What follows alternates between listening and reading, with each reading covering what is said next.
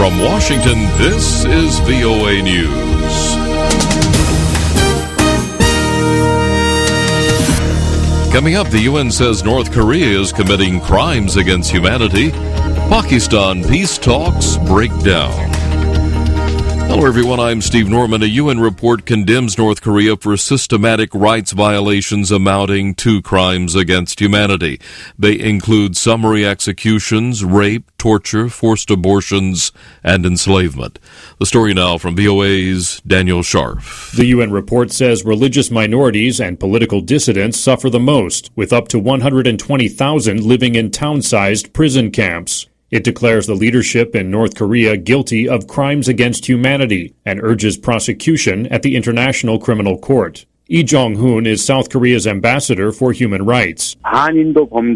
He says the report also specifies that North Korea's crimes can be labeled as genocide, which means the crime can be applied to the leadership of North Korea, including Kim Jong-un. The UN Commission's findings were based on satellite imagery and interviews with more than 80 witnesses. North Korea refused to allow UN investigators to visit the country and rejected the panel's formation as slander against it. Daniel Scharf, VOA News, Seoul. Rescue workers in South Korea continuing their efforts to reach at least 10 people still trapped under the rubble of a mountain resort building that collapsed late Monday. At least 10, including 9 university students, were killed and dozens injured when the roof of an auditorium fell on more than 500 foreign language students who were gathered for a freshman orientation event in the city of Kyunju. Many of the students were able to safely evacuate the building, but media reports say about 70 were sent to hospitals with injuries. Rebel Free Syrian Army appointed a new commander after months of losing ground to both government forces and Islamist fighters. The Western-backed moderate forces cited an ineffectiveness of Salim Idris, replaced him with Abdullah al-Bashir. Meantime, UN Secretary of State John Kerry says the Syrian government is trying to win a military victory over the opposition and that Russia is enabling President Bashar al-Assad on that path. Russia, on several occasions, has stood up publicly with me or in other places and said they are committed to that transition government, to the Geneva Communique and Geneva I. And yet, we have not seen the kind of effort to create the dynamic by which that can be achieved. Secretary Kerry said Monday in Jakarta that Syria's strategy is evident in its continuing barrel bombing of civilians and that Russia's deliveries of arms and aid are helping Mr. Assad's pursuit of a military solution over a political end to the civil war. Russia says it will release an additional $2 billion to Ukraine to support its economy, a move seen as a strengthening and battling Ukrainian President Viktor Yanukovych's bid to remain in power. Meantime, opposition leader Arseniy Yatsenyuk says the European Union and the International Monetary Fund are prepared to support Ukraine financially if reforms are put in place to overcome the country's economic crisis. We believe that the new talks with the IMF are imminent. And in case if we resume talks with the International Monetary Fund and international institutions, this would help our country to stabilize the economic situation, to increase investments, and to actually revert or avert a bankruptcy that is very, very feasible today. Yatsenyuk and opposition leader Vitaly Klitschko were in Berlin Monday to meet with German Chancellor Angela Merkel and other officials to discuss Ukraine's ongoing political crisis. President Yanukovych is facing months of massive opposition protest triggered by his decision in November to walk away from an EU trade pact in favor of closer economic ties with Moscow. Peace talks between the Pakistani government and Taliban insurgents broke down on Monday after the Taliban said it had killed 23 captive soldiers. Insurgents said they came in retaliation for fighters that claimed were killed in government custody.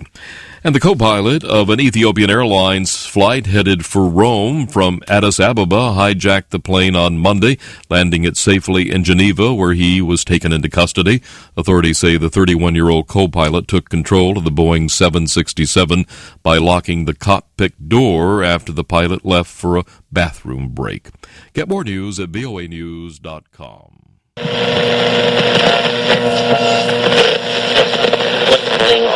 in, as promised, Academy Award-winning documentary filmmaker Michael Moore. Michael, good evening. Good evening, Keith. Ladies and gentlemen, here is Rachel Maddow. Good evening, Rachel. Good evening, Keith. There's been a spike in the desire to own guns in Connecticut. Statewide, over 90,000 guns have been authorized for sale. You know how I feel about it. You want answers? I think I'm entitled. You want answers? I want the truth! You can't handle the truth!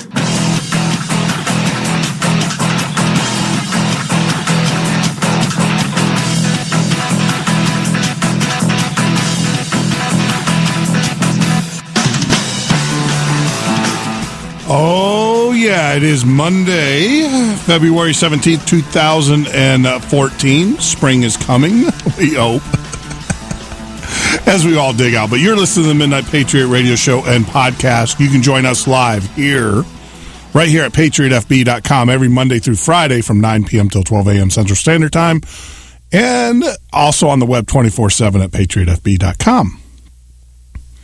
What a weekend. I hope everybody had a great weekend. Hope you spent time with your family. I hope you got your chores done, your chores. It was somewhat relaxing around the Norton household. It was kind of, it was enjoyable. It was very, very enjoyable. But, got to get back to work. It was definitely not a slow news week. As I've always said here, that you got to dig. You got to see what is not being said to actually know the truth. So we're going to get to that in the news today. Typically, I spoke with Tim, for those that have joined for Munitions Monday. As you know, we probably haven't had him in the last 3 weeks, but I spoke with Tim this weekend and actually this afternoon, and we're going to get a set schedule. We're going to do a pre-recording to get him on. He's our resident expert. Firearms, one of many, but our regular firearms expert. So we're going to get him on the show. We're going to do a recording. So don't fret. Don't think for a minute that we have forgotten about that. But so Tim will be joining us. It was a great conversation. Had a lot of good ideas as we were talking and everything. But today I want to talk about the economy.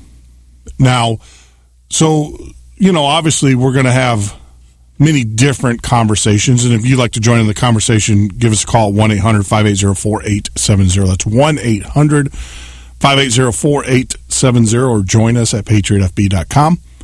If you have not registered, please do so now so we can get you verified. Now, I will tell you, we did implement a pretty robust security model. So, you're not going to be able to register and get online right away.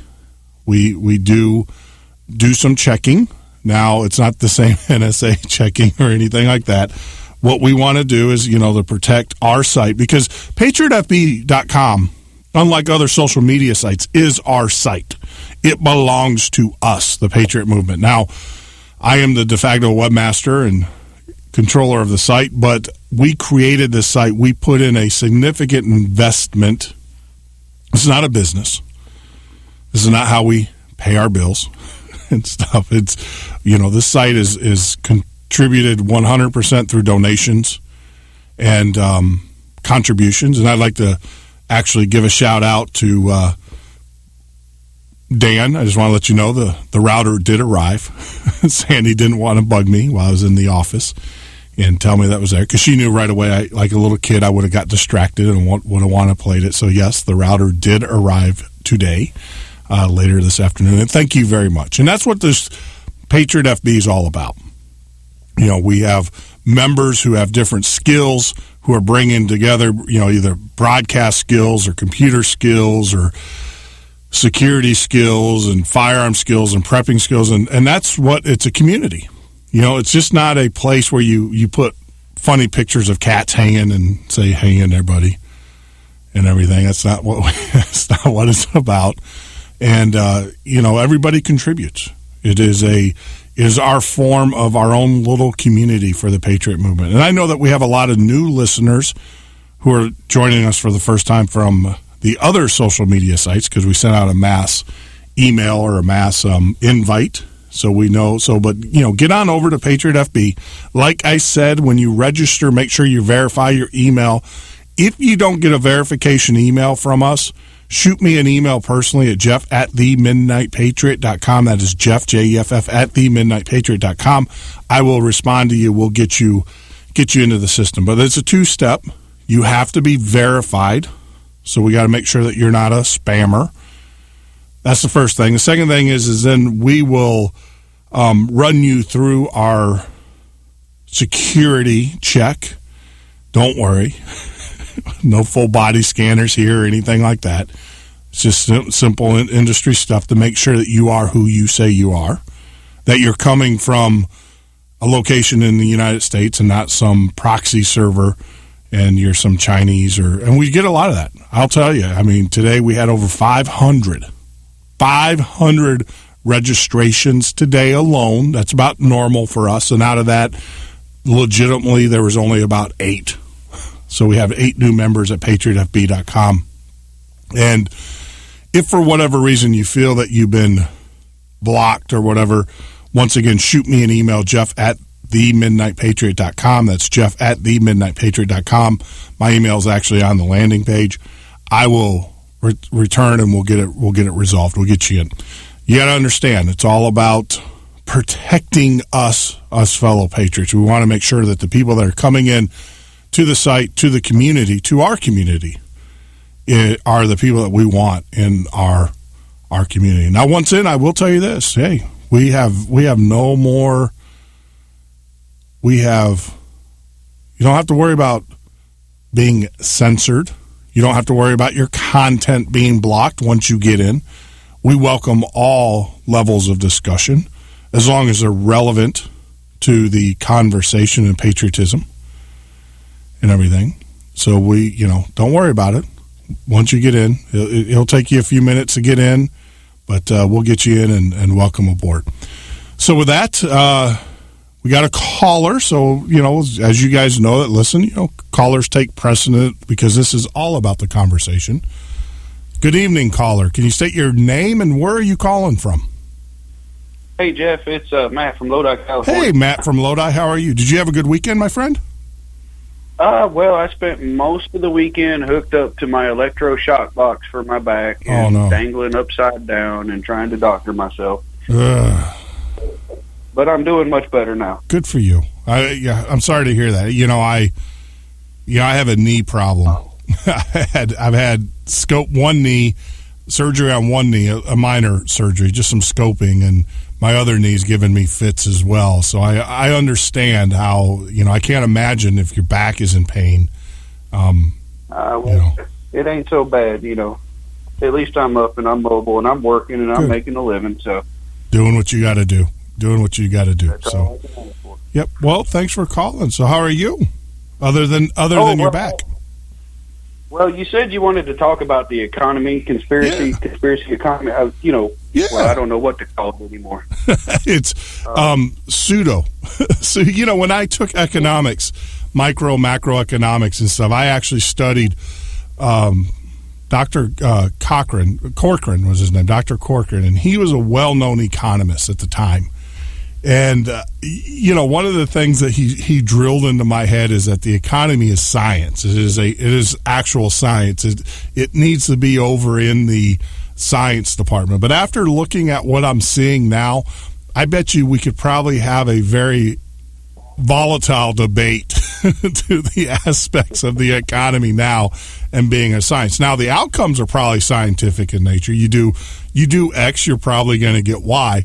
But the manipulation of the market is definitely not science whatsoever. It is arbitrary, to say the least. Well, on an economic level, I'm still learning about all this global stuff, and I'll be honest with you, I kept my head out of it. Cash was, king. Yep. Cash makes no enemy, so let's be friends. Yeah. For a long time. Yeah. And I didn't realize what this economy stuff was all about. And I'm still learning, and I think I'm learning pretty quickly. but I've been very vocal about the policies and such that I don't like here lately, and especially over the last 2 months. Yeah. I mean, there's actually in your neck of the woods. There's a really good author. I highly recommend her to all of our listeners. It's Ellen Brown. She wrote a book called The Web of Debt, and she talks about the monetary. I mean, of course, we all read the Creature from Jekyll Island, and I'll tell you, it's a great book. It really is, but it is long, and it's like, it just drags. Where Ellen's book, she actually puts it in context of a very popular movie, The Wizard of Oz, and she actually talks about Bram and how he was a silver.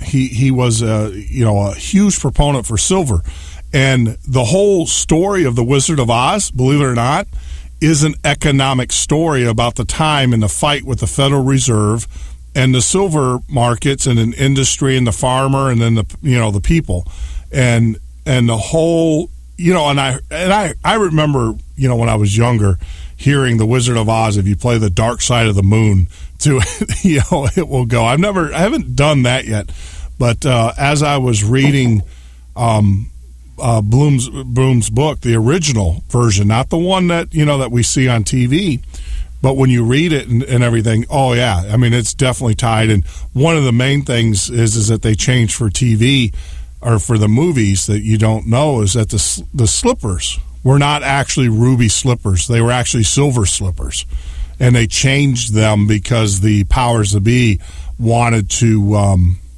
Number one, wanted to avoid controversy, but number two, wanted to show off the new Technicolor, because a lot of people also don't know this about The Wizard of Oz. The Wizard of Oz was the first movie ever filmed in Technicolor, in true color. So a lot of history. So I would recommend you, and that's a great book to read, The Web of Debt by Ellen Brown. Yeah, talks about the Federal Reserve and the manipulation of the money markets, and it's just incredible insight into how current modern economies work, and also their deficiencies in their operations and where they're shortcoming and how they don't serve the people. And then she's got a second book that I really haven't gotten dug into because I've just been so busy with everything else, which is the public or private banking or public banking. It's called Public Banking, and talks about how the banks should be owned by the people or by the states and controlled that way and not by private entities.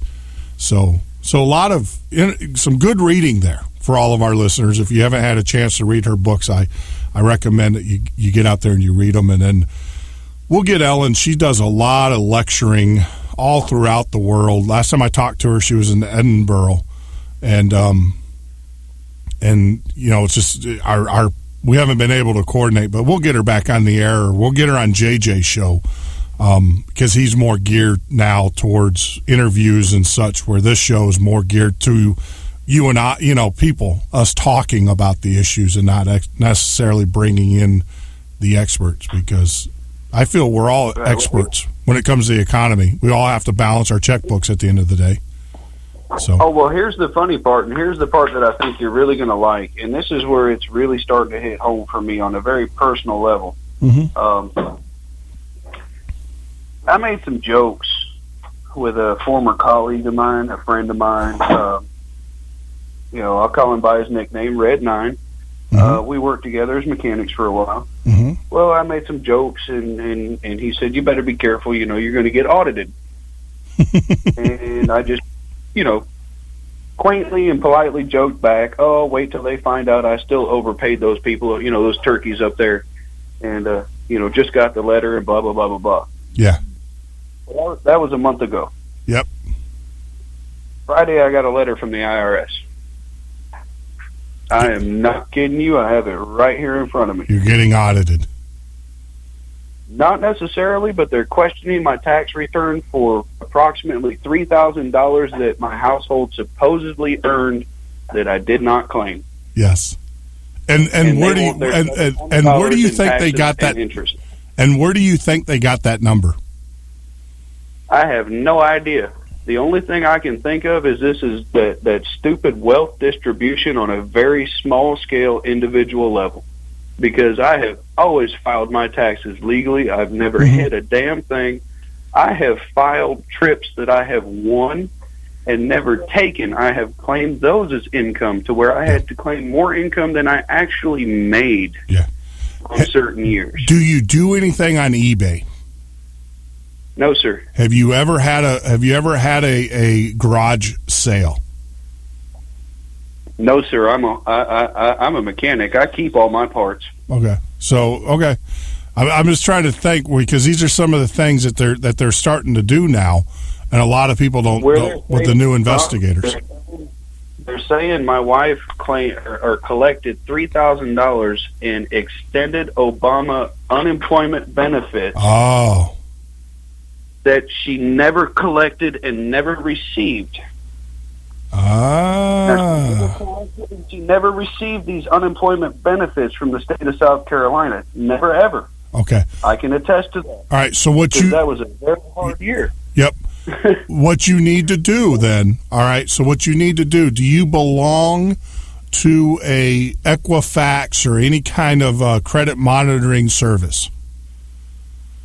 No, sir, but I do have access to my credit information. Okay. What you need? Well, you need to do your wife's as well. So what you need to do is you need to get onto those servers. All right. So one of the biggest scams that's going on right now, where people are actually, obviously with credit fraud and all that, they're claiming, all sorts of benefits. They're even hijacking people's IRS return, IRS information. So I would definitely look at that. If your wife has never ever claimed unemployment or during the period that they're saying that she claimed unemployment, that's the first thing I would look at, is that someone possibly took out an unemployment claim in your wife's name. And unfortunately, and this is the thing that sucks about all of this, is that... Well, here's the thing. She did have an unemployment claim. Sure. From a long-standing management position. Sure. And the unemployment claim ran out. It ran out, and we went the entire year and a half without any income from her whatsoever. Sure. They're saying that there was $3,000 in that account that she did collect. But we did receive the letter, and unfortunately we suck at keeping files, but we did receive a letter saying you're done. Yeah. Well, so I don't know. Yeah, well, maybe the money's still there. I mean, if it is, it's very simple to me. Give me my $3,000, and I'll give you your $700 in taxes. Yeah. No problem. Yeah, the problem is that it's now the burden of proof in this case is going to, and for all of those new listeners out there, I am not a practicing attorney. I'm not a lawyer. Didn't go to the law school. I'm not a finance. So I want to make sure. I know you know that, but I want to make sure we got some new listeners. So I want to make sure no one's saying that or thinking that I'm giving legal or economic. I'm just saying, if it was me, number one is that unfortunately, when you're dealing with the IRS, the burden of proof is on you. It's not on them. They have a number. Now you have to prove to them that you either didn't get that or you did get it. And then you got to go from there. So I would. Oh, you're correct. And what I want to stress to everybody out there is, I was not very smart economically, but I was smart enough to adhere to. Mm-hmm. You don't have to be smart. You just surround yourself with smart people, and that makes you smart. And the same people have done my taxes every single year, so I have that working for me. Sure. Sure. And it's not a big deal. I don't bounce around. I don't do my own stuff. It's just... the hurdle that you're going to have to overcome, obviously, is that they're saying that you received money. You're saying you didn't. And you got to prove. You got to prove. Here's the funny thing, and I'll give you the phone number.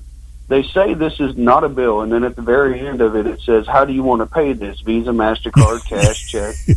What do you want to do?" Yeah. And it's official. I'm not stupid, but they give you a phone number, and you call the phone number, and the first thing the automated recording tells you is, "This may not be entirely accurate." I don't mean to laugh, but that is. She was bugging out. She's freaking out. What are we going to do? And I'm like, wait a minute. It just said this might not even be correct. Yeah. Hang up. Hang up. Don't let anybody come on. Don't talk to anybody. Hang up. Yes. Let's talk to our accountant. Absolutely. That's what you do. You talk to your accountant. You talk to your financial person, because the other thing too is you don't want to incriminate yourself. You don't want to get into the situation where you say, well, maybe I did get, I don't remember, or and then now you've incriminated, and you're talking to a guy. And the reason why I feel comfortable talking to you about this is I was actually in a 7-year battle with the IRS, and I won. I actually won, and got all my money back. Well, actually, I used that to pay off all my student loans. But 7 years, they said that I owed them money.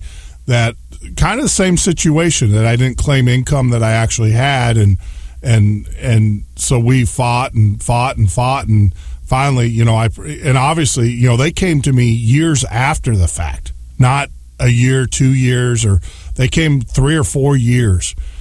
So I had to recreate everything. I had to get the documents from the banks, everything, and then of course present it to them. And it took 7 years, literally 7 years. I used to go to the IRS office in Chicago, and the security guards, I was up there so much in their library, and they're doing the research and talking with their people so much that they knew me by name.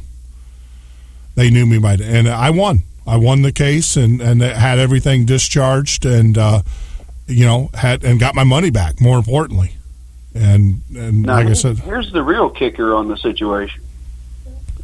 Every single year that I've filed taxes for the last 15 years, I have overpaid them, and they owe me a return. So now all of a sudden they're saying you got to cut me a check for $700 right before I file my taxes again legally. It's just way too funny. Well, let me tell you how that works, though. Even though you overpaid them, you can't apply that overpayment to amounts owed.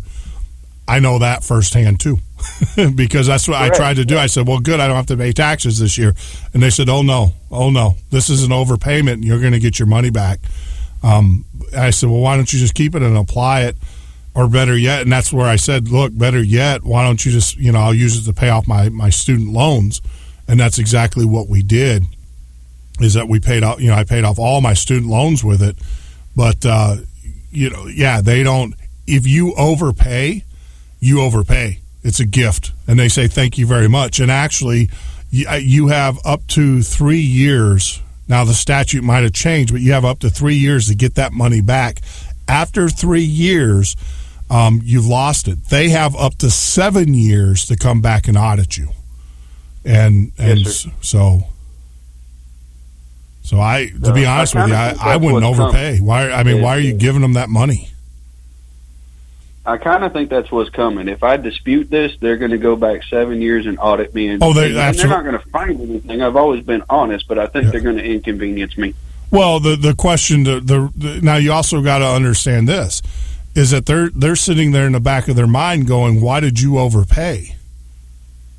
What did we miss? What else is he high? Why is he over? Because most people don't overpay. So you also have a level of an exposure. Now, of course, they have to figure it out. But you have a level of exposure. You will flip flags there as well when they go, why did you overpay? But they don't know if you overpaid or not, because you're obviously not taking deductions that you should or you're eligible to, and everything. So it's just, but like I said, I wouldn't talk to them. I itemized 1 year because I was a mechanic. I had the right and I had the ability to itemize. I did that 1 year. Oh, absolutely. And you know what? It was way too much trouble, and I didn't make out any better. So, why bother? Let them take what they want to take. Yeah. I do believe in paying my taxes. Yep. But this is kind of funny. Yeah. No, I agree with you. I mean, I do my own taxes. I mean, I've done my own taxes since I took my taxes to a fairly well-known, they advertise every year, and they're the ones that jacked me up. Well, it's my fault, though, because I signed the document without reading through it, so I told myself never again. So I actually educate myself on the laws, and I'm like you. There's a lot of things that I could probably take that I don't take, because I just don't want to have to expose myself. But I will tell you this, the basic stuff, you know, when I pay sales tax for my business and stuff, I deduct, you know, that's all that goes on there because these are taxes that I've already paid. When I will transfer something from one state to the other through Amazon or eBay or whatever, I pay sales tax on that because I don't want to get tripped up with that, because that's the other thing that they're starting to do. And that's why I asked you that at the very beginning. A lot of listeners don't know this, or they're not aware of this, but when you purchase something on Amazon, now because of the way the laws are written, obviously you pay tax on it. But when you purchase something on Amazon prior to or eBay prior to, it's your responsibility to claim that on a tax form. And eBay is now sharing those records with the IRS. And so the IRS, you know, Amazon as well. Can I ask you a question? Yeah. Do you think that includes electronic transactions such as ebooks? Oh, absolutely. Really? Absolutely. That's all being shared. Right now, stop you right there. Don't incriminate yourself. But one of the things, as I will tell you this, is that the government right now, there is a system in place that they enacted 2 years ago.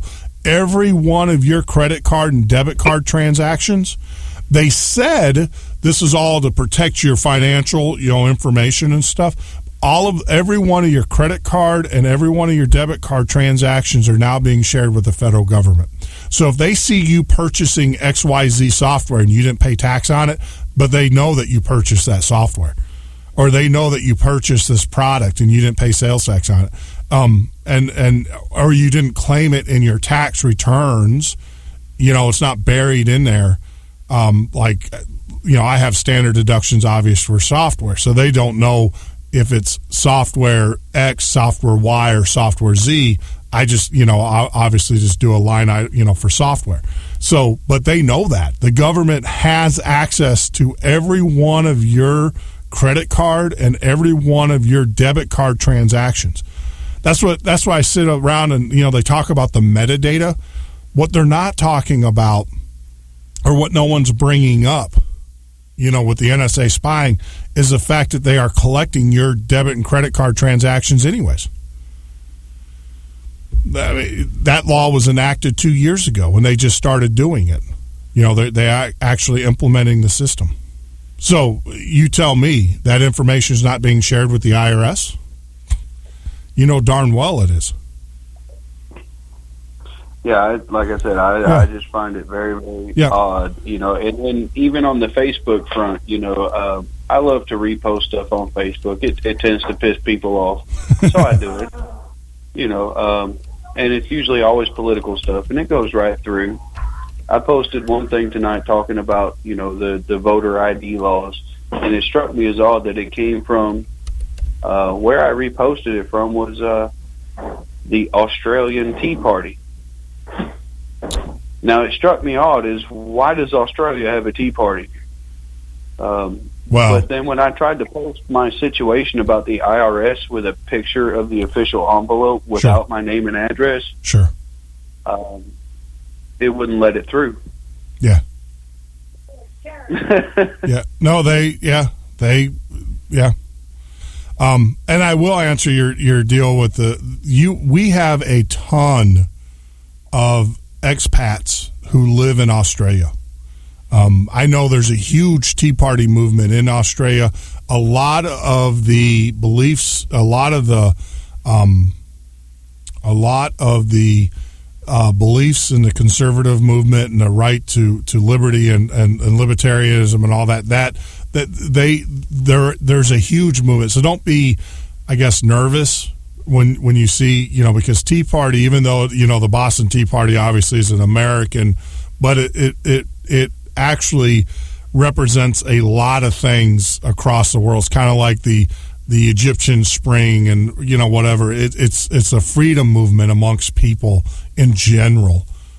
So don't, and the reason why I'm going to come and kind of defend the Australian Tea Party is that I have been in contact with a couple of their members, and I know that they're expats, they're American citizens that are over there because of work, or because of, that's where they hang out in the off season and everything like that. So, yeah, it's not a dubious group. It's not a honeypot per se like you do in China. And you got to be careful because there's a lot of sites that are set up that are actually data collection sites. You've got to be careful. And that's why I don't have a problem telling people, my history, so that, if you have a question, you can ask me and I'll tell you. Because I feel it's important and everything. And, our data is all encrypted anyway, so I couldn't, even if I get in there, I couldn't get to it. So I'll let you get back to the economics because my questions on your view of economics are not going to be near the level that you'll be able to explain them tonight. Why? So go I'll ahead. let you get back to your topic. No, go ahead. Economics. Shoot. I just wanted to share the personal issue of my economics and my household economics. Sure. And how the government's kind of invaded. Yeah. And we can only expect more of this because the Obamacare law. Look, there was laws in place for the IRS, and you thought that the IRS was invasive in nature. Now, basically, the IRS, when they're in an audit, there, Jeff. And here's my problem. Here's my downfall. I'm a loudmouth. Sure. And I really, really, really speak out about injustice. Yeah. And you just used a word. It's kind of a trigger word for me. I do consider this invasive. Oh, well. I have always done my best to do my duty to God and my country. Yep. Now, that's a Scout's honor. Yep. I have pledged my allegiance to the flag. If my body would have allowed me and my mind would have allowed me, I would have served for my government. But Absolutely. so help me God, I would do it now. Yes. But I do consider this invasive. Yes. Well, let me. I know. I understand. But let me kind of finish my thought here. Is that the IRS at its time? What the thing that the IRS was able to do legally under the guise of the law is that you had to do something first. So as a retroactive kind of approach, so you had to put down on your tax forms that you did this or did X, Y, Z. And then the IRS could come in and say, well, you put on the form that you did this, and that's not correct. So it was one of these things, and that's why they have the audit process where under the IRS is that you first have to do something. Then the IRS can come in there and say, that's not correct. You didn't do that, right? Now, the part, and when I say evasive, I mean, that could be, when you're in an audit process, there's nothing worse. I mean, getting that microscope shoved up your tuchus is not a good feeling. Hopefully it won't go that far. But under the Obamacare law, and this is where it shifted, and this is why I'm against the Obamacare for so many reasons, but this is the number one reason. The government now can be proactive. In other words, they can collect all of this data on you, and they can have it. And by the way, that the credit card is called the Consumer Financial Protection Bureau. It's an agency that the president set up in the guise of them protecting you. Sound familiar? The all-nurturing, loving government's going to protect you.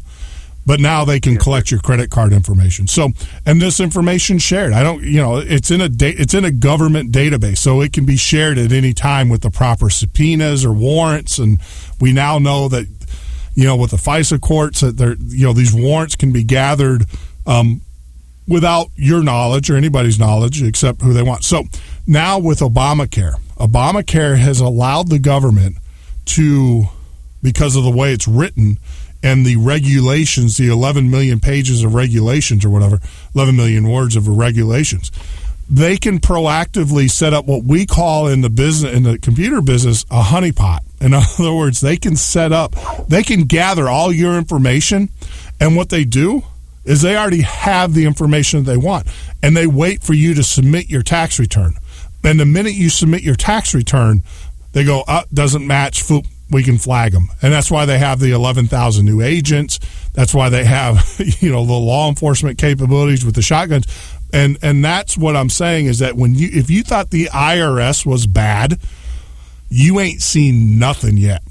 with Obamacare, because they can literally take all of your information now on your Facebook page.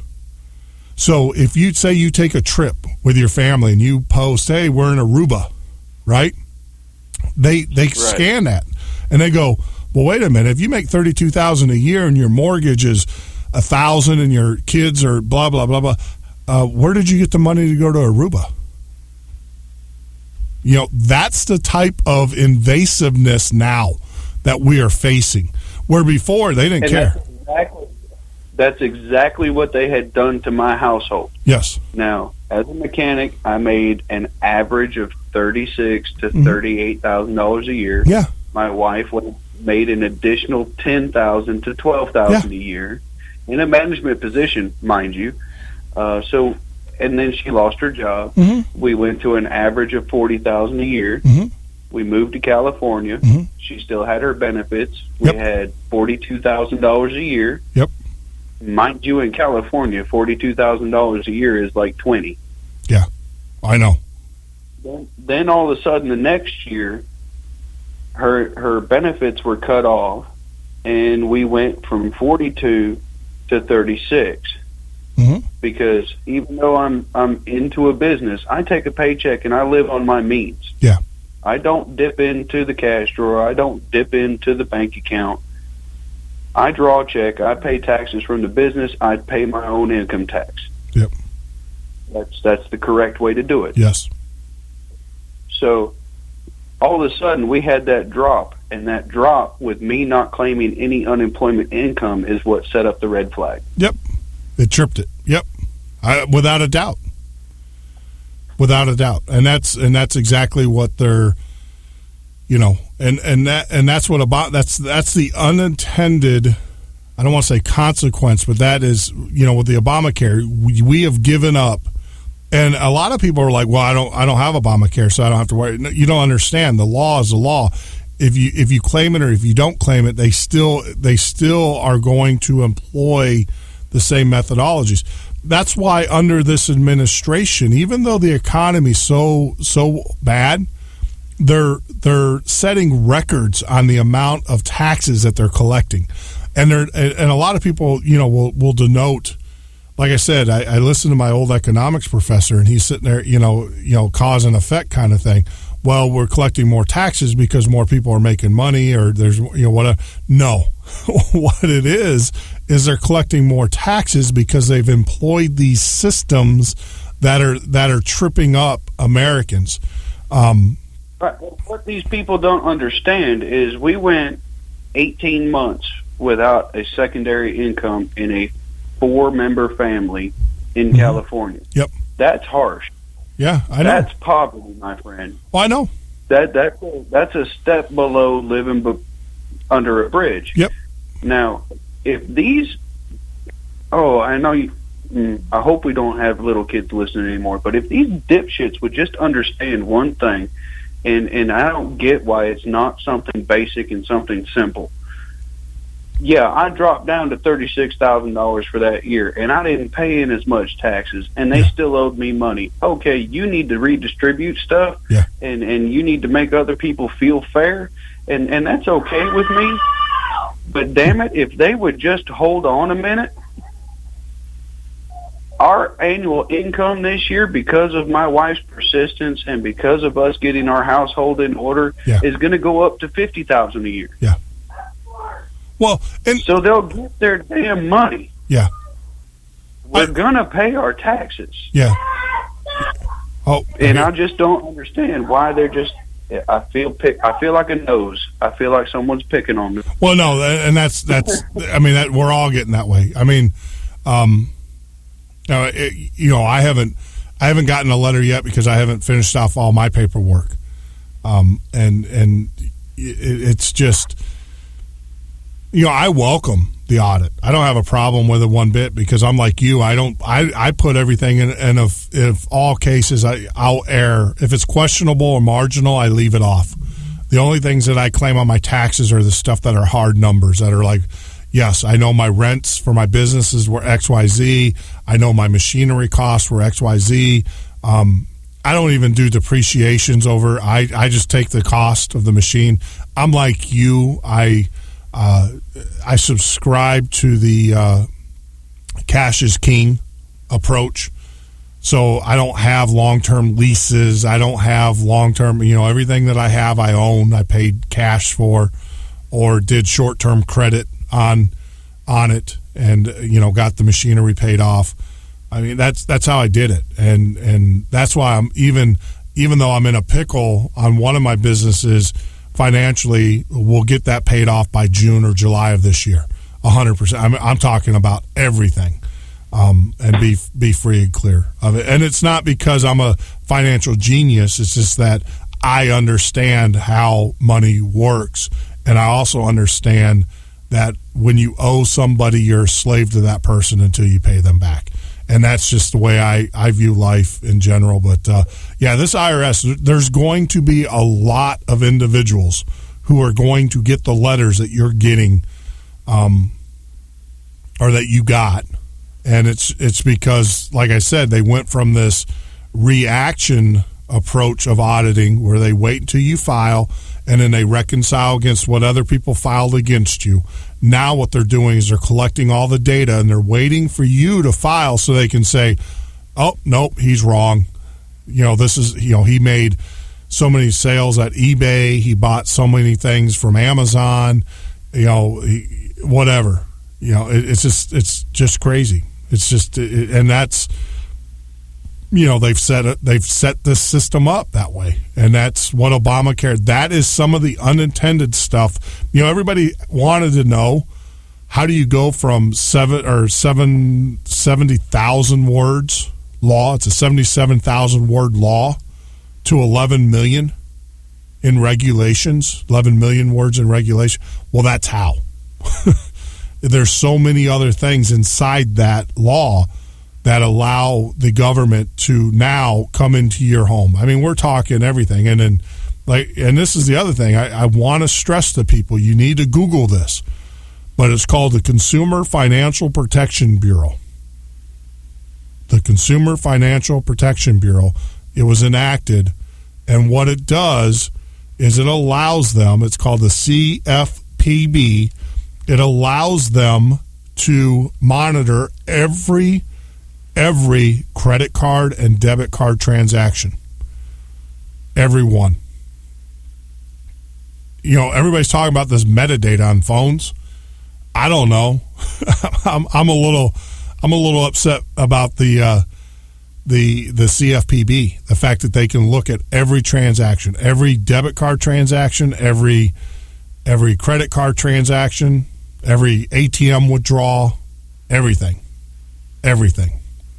And and it's being strained. I have a very basic approach to economics, and like I said, thanks to you and reading and my own desire and my own necessity, I think I'm slowly learning about true economics. But I still have a very basic hold on it, and I think you have much more intelligence than I do on this. So I'm going to get off here and listen to you explain it to me. All right, my friend. Thank you. Thanks for calling. Hey, thank you very much. And good luck. We'll get through that. I mean, and if you need any advice or whatever from from what I did and stuff of what I would do next, feel free to shoot me an email, my friend. And I can. Well, tell you, I might seem pissed off, but you know what? I'm still giggling. It's still kind of funny to me. You can only laugh at it. It's the whole Shylock. I don't know if you guys are into Shakespeare and stuff. It's the whole pound of flesh. And that's what it is. We'll get into that in the next segment. We're kind of running down this segment here. I will definitely. And I'm sorry. No, really I enjoy. Look forward to you from your other callers too. No, I enjoy. No, we got another line. They can call in on the other line. So I appreciate it. Thanks, my friend, and thanks for joining in the conversation. All right, thank you. Good night. Good night. Matt from Lodi. And that's one of the things that a lot of Americans just don't understand, and that's why we got to talk about this. We need to talk about the economics. I mean, we've gotten away, and that's by design, by the way. I just want to let you know, this government, this administration, wants us to be focused on gays and the military and gay rights and all of that stuff. Because the things that really matter at the end of the day, the things that really, truly affect you and I, we're oblivious to it. Or it's not that we're not oblivious, it's that we're not reporting on it. You know, we talk about Snowden and the metadata, all right? Our phones, so they're storing the metadata. Now, a lot of people say, well, what's the metadata is not important. Well, it is. And let me kind of stress this to you. See, so the government collects your metadata on your phone. So let me talk and kind of walk you through this. And it all goes back to what they're not telling you. It has nothing to do with what they're telling you or what you've learned through Snowden or WikiLeaks or whoever, Assange. You know, that stuff is already out there. It's what they're not telling you. And just bear with me for a second. So they collect your metadata. And the government's already ruled in the FISA court, they're going to continue to do it. There's nothing you can do about it. And, of course, the government says, well, all we do is we just see what number this person called to that person and this person and then that person. That's how we just build this web, right? Well, the problem is that the second piece of that, you've given up freely. Now, they want to tie that to you. Now, if the government came in and said, all right, we want to know that this is Jeff Norton's phone or this is so-and-so's phone or that phone, and they went to the government, you know, the FISA courts would say, oh, we can't do that. You know, now we're no longer collecting metadata. We're actually collecting information. Right? You sign up for Facebook. You sign up for a lot of the social media sites. What's the first thing they ask you for? And under the guise of you know, I got to get on Facebook. I got to hang out with my friends. I got to get my 3,000 friends or my 5,000 friends or whatever it is. And Facebook is so important. What's the first thing you give them?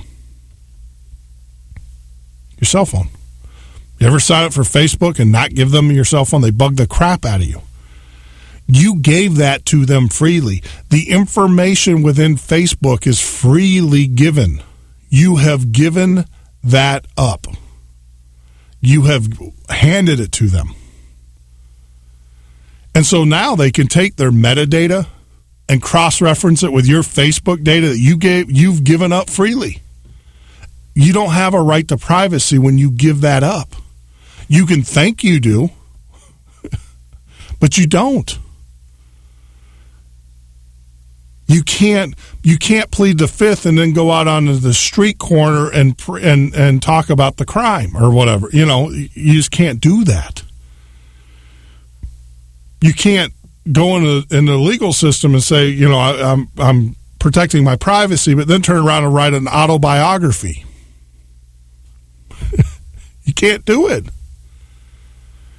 So the government doesn't have to. I just want to make sure you understand this. The government doesn't have to collect your personal data and use it because you give it to them freely. And then they have other systems. And now the glue that binds all of this together, that allows them to pull from all the... See, you're attacking them, or we're attacking the journalists. Journalists don't ask the right questions because they don't understand the technology. They don't get it. So this is the question that I would be asking on Super Bowl Sunday if I was sitting across. It'd probably be the last question I asked the President of the United States because I would probably have an auto accident or die of a massive heart attack a few days later or something like that. This is how I'd ask the question. Mr. President, we know that you've said and that you only, under these FISA, NSA, wiretapping, that you guys are only collecting the metadata. And you've made that clear, and under your own testimony and also the testimony of your CIA director in Senate Judiciary Committee meetings, you guys have clearly said that you're only collecting, and also on the 60-minute interview where you guys allowed us to come in and see the NSA, and we talked about that, and that's all you're doing, correct? Well, get the runaround right, the 5-minute answer. Is there any correlation of that data into publicly known databases at that point? That's the question. See, and we all know the answer to that. Absolutely. That's the kicker. See, the government's not doing anything legally by accessing databases that are public knowledge databases. They don't need a warrant for that, and you guys give that information up. That's the question that needs to be asked of this government, this administration, and then well, they're not going to deny it because they just flat out told you that they're already collecting your credit card debits under this Consumer Financial Protection Bureau.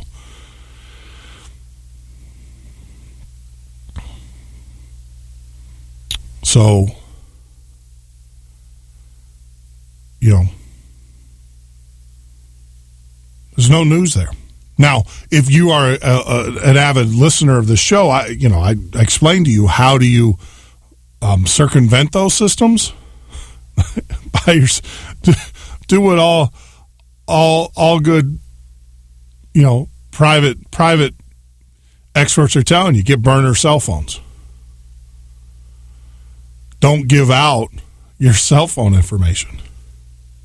Get a burner. Go to a voice over IP service. Use that as your primary phone number. That's the number you give out, and then have that tagged to a back-end number. And you can carry that as deep as you want it. That's how you overcome that. Or when you put in your cell phone number, you put in a cell phone number that you're going to get rid of within a couple weeks. We talk about that on the show. It's nothing illegal. I'm allowed to have whatever cell phone I want, but break that chain or that path back to you as the individual. The other thing too, cash is king. Cash is king. I've always said this. If you want to, put money in your bank account to cover your mortgage, your auto pay, all the stuff that you have to do, take the rest of it out in cash. Buy everything. You need to support your local economies anyways. And if you can't buy it locally, then go out and get one.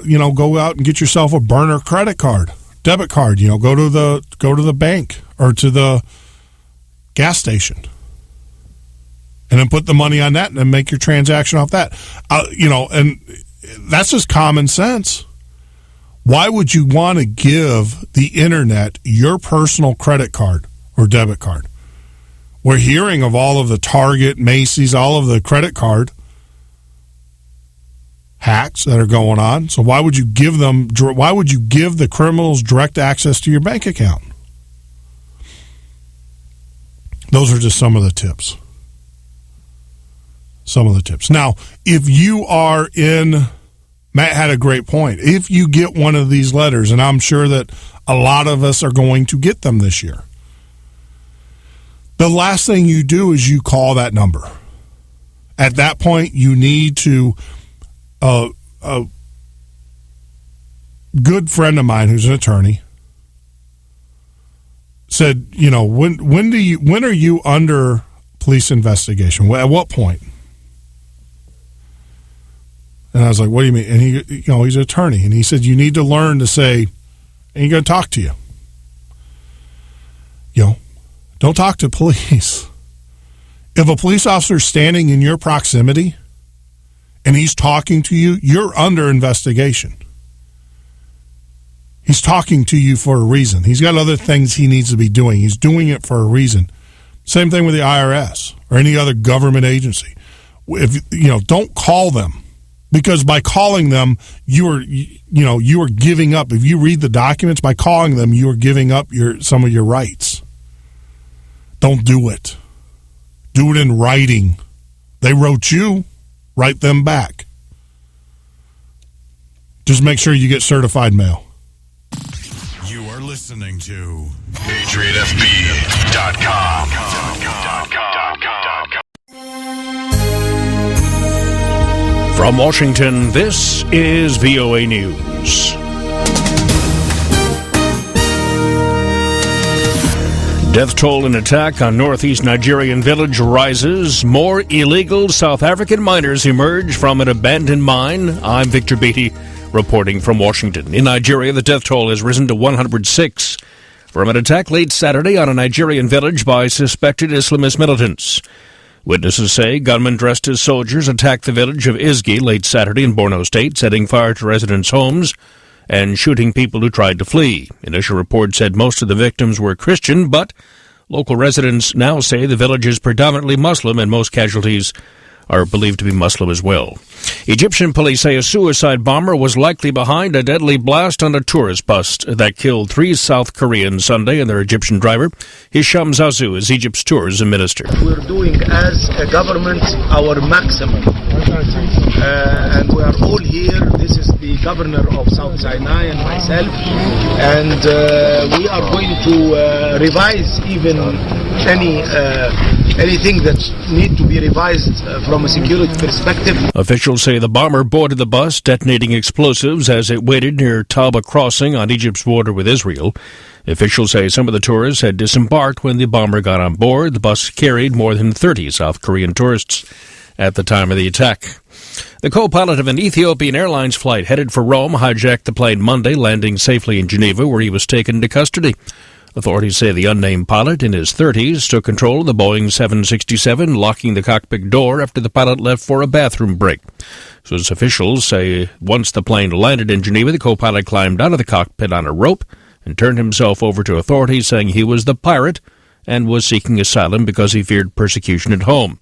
The nature of the persecution not clear. In Addis Ababa, Ethiopia's communications minister Redwan Hussein said the hijacking was unnecessary. All Ethiopians have freedom of movement to go wherever they wish. Secondly, as his Ethiopian Airlines pilot, he has a surfeit of opportunities to apply for any airlines with all his dignity. And also he has a host of visas, including Schengen state visas, so he doesn't have to hijack his own plane and then cut his throat, getting himself into hot water. Ethiopian Airlines is state-owned. The government has been criticized in the past for its human rights record and intolerance of dissent. In South Africa, 24 suspected illegal miners emerged from an abandoned mine in Johannesburg Monday, were promptly arrested. More are still underground. What began as a rescue attempt is now an effort at negotiating to get the remaining men out. Anita Howell reports. Werner Vermark of private emergency medical group ER24 said rescuers have sent in food and water to the miners still trapped. He said he didn't know exactly how many workers were still underground. Paramedics at the moment have sent down a miner to try and negotiate with the other miners to see if he will be able to convince them to come up and be assessed by the paramedics. Vermark says the miners are thought to have been trapped since Friday, after they illegally dug an entry tunnel near the abandoned shaft. They were discovered Sunday after police patrolling the area heard calls for help. Illegal mining is common in South Africa, a major producer of gold and platinum. The nation is also plagued by a high unemployment rate, and some analysts say the problem is exacerbated by mining layoffs that force skilled workers to turn to illegal activities. Vermark says gang warfare is common in the illegal mining business. Vermark added that a substantial number of illegal miners are also illegal immigrants to South Africa. With the rest often comes deportation. Anita Powell, VOA News, Johannesburg. In Libya Monday, celebration. Not the sound of gunfire, but fireworks as Libyans mark the 3rd anniversary of the uprising ending the 4-decade dictatorship of Muammar Gaddafi. A riot in Benghazi, February 15, 2011, was triggered by the arrest of a human rights activist. Anti-government protests followed beginning February 17, called the Days of Rage, bringing down the Gaddafi regime later. That had been in place since 1969. Tripoli resident Walid El Hamroni said he celebrates this great moment and doesn't raise the flag because he's been told to, but now because he wants to. Libya, however, continues to struggle with armed militia and political instability. The country this week is to elect an assembly to draft a constitution aimed at a transition to democracy. I'm Victor Beattie, VOA News. You can find more by accessing our internet website. That address, once again, voanews.com.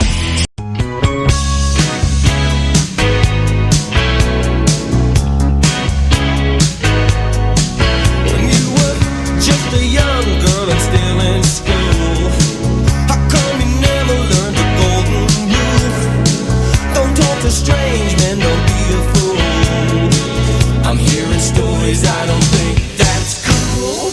Why don't you tell me someone is loving you? 'Cause you're my girl, some say it's no longer true. You're seeing some slick continental dude. You're listening to the Midnight Patriot radio show and podcast. I am your host, Jeff Norton. You can join me here every Monday through Friday from 9 p.m. till 12 a.m. Central Standard Time, or on the web at www.patriotfb.com. That is www.patriotfb.com. If you'd like to join in the conversation, give us a call at 1-800-580-4870. That's 1-800-580-4870. Love to hear from you. This is your show. Topics are up to you. Now, tonight, I wanted to talk a little bit about economics. And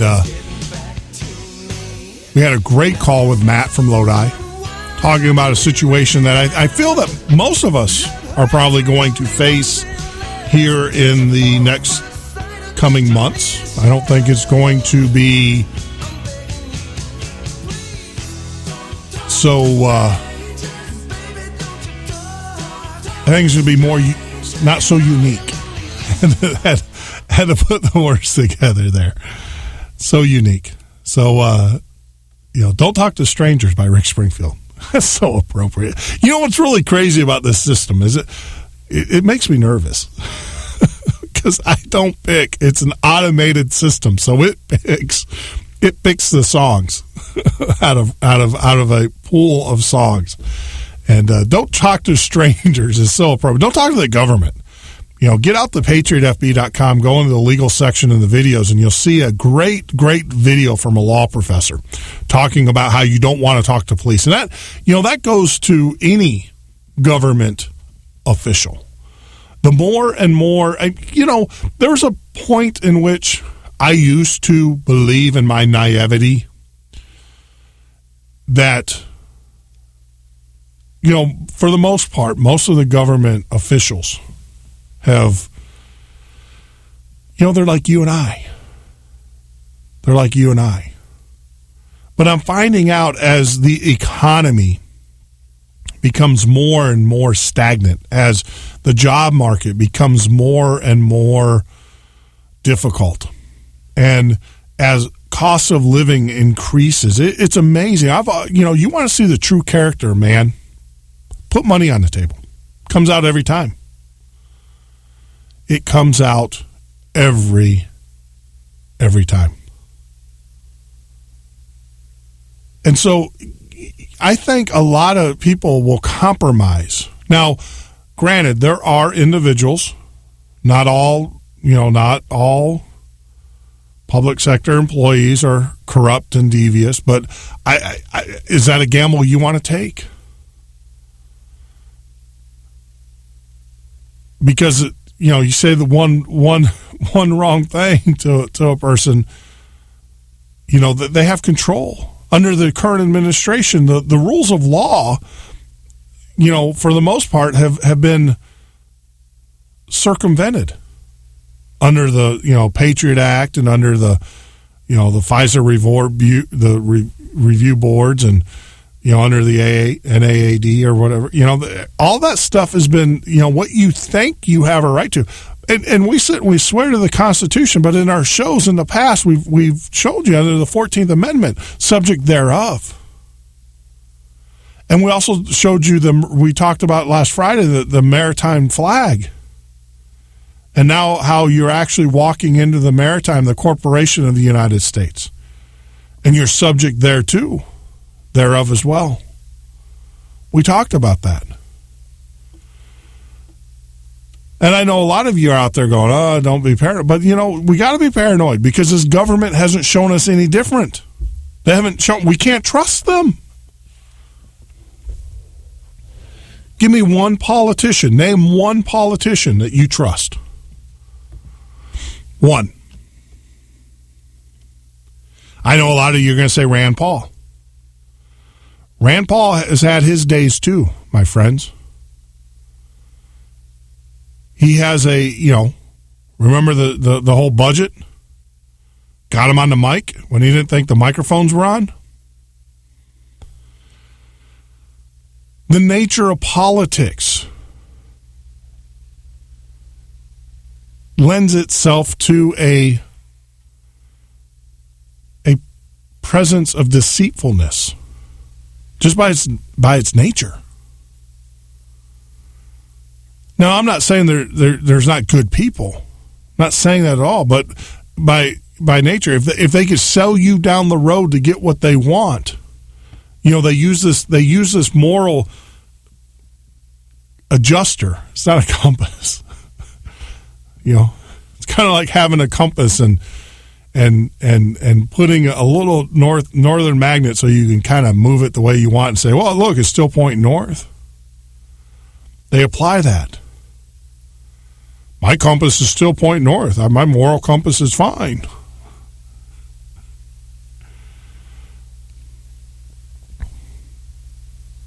But you can't trust them. There isn't one. I can't name one. The ones that I used to believe in. When you do more research, Rand Paul, Ron Paul. And I know, once again, you guys are going to come after me. But it's the reality. We got to be fair in what we discuss here, or you have zero credibility. And when I talk about Ron Paul, one of the things that he used to do, and it was disheartening to hear this, to learn this, to see this.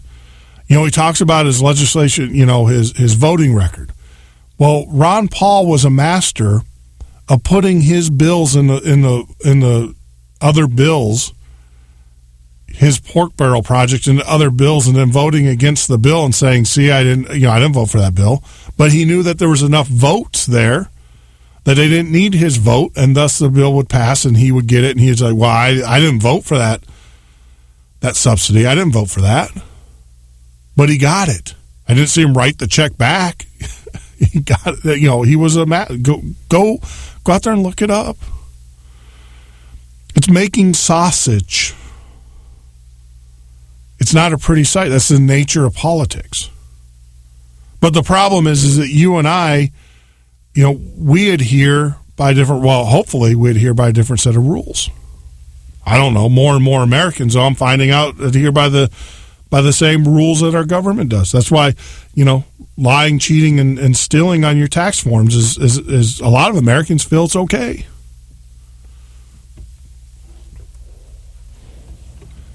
Government does it to me. Why can't I do it to them? Because it's not right. I talked about this a long time ago. When we get back to doing what's morally right versus what's legally right, we will become a moral society again. I've talked about that quite extensively. And it's amazing, all these people that tout to be Christians. I'm a Christian, right? God, Jesus himself, when you read the Bible, clearly says, give unto Caesar what belongs to Caesar. Why are you holding it back? Why are you being deceitful? Don't you have faith in me? Don't you think I'm going to take care of you? I'm just saying. But that doesn't mean either of rolling over and allowing the government to take advantage of you. Do what's legally right. Do what's legally right. And you can still, benefit. I know Matt well enough to know that he'll do, if the government, and they proved to him that he owes it's not going to be an issue. Same here. If I make a mistake on my tax returns or whatever, I don't have a problem paying it.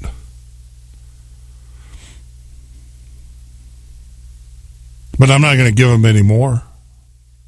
No, sir. They get enough as it is. They get enough as it is.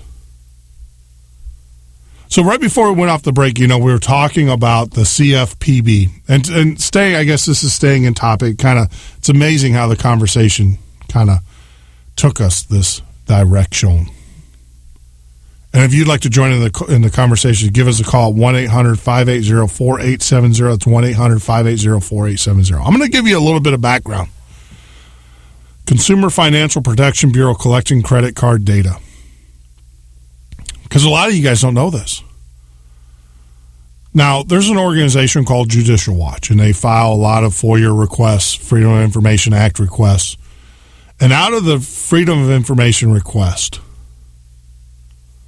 they found out that the CFPB has spent millions of dollars for warrantless collections of and analysis of American financial transactions. These documents also reveal that CFPB contractors may be required to share the information with additional government entities. There you go. So under this law, see the web that they're weaving here? You got the NSA collecting your metadata. You got the IRS looking at your financial because they want to make sure that you're not defrauding Obamacare. And then you now have the CFPB who is now collecting this data and giving it to them. Now, what? And if you go in here and read, how does... I'm going to share this with you. The company that does, when you sign up for Obamacare, the company that does your verification is Equifax. Equifax does your employment verification, your credit worthiness and verification. Now, doesn't the IRS already have that information? Don't they know where you lived? They sent checks to you, or they collected checks from you at certain addresses. So but the IRS, they farm this out to Equifax. Well, lo and behold,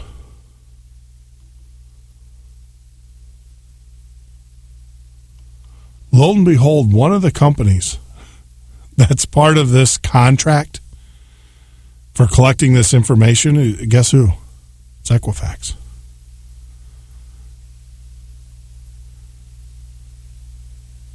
Now, Judicial Watch uncovered overlapping contracts with multiple credit reporting agencies and accounting firms to gather, store, and share credit card data as shown in the task list of the contract of Argus Information and Advisory Services, LLC.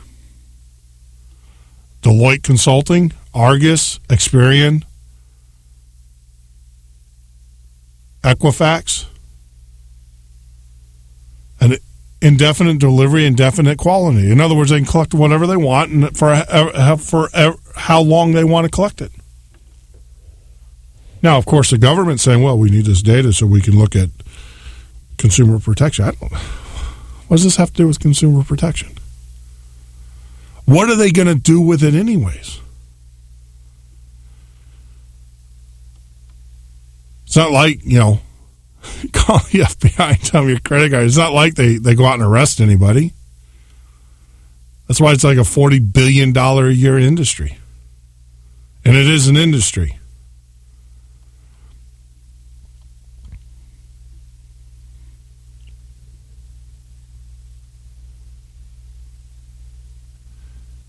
A provision stipulating that the contractor recognizes that in the performing of this requirement, the contractor may obtain access to non-public confidential information, personal identification information, and proprietary information. A stipulation the contractor may be required to share credit card data collection from banks and additional government entities as directed by the contractor's office representative or COR.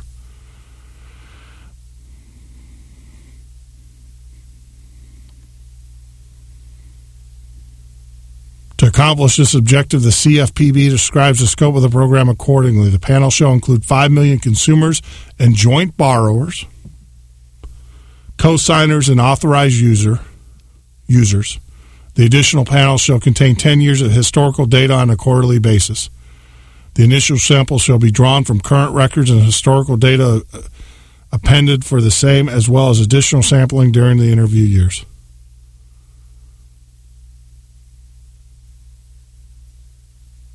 Started in April 2013.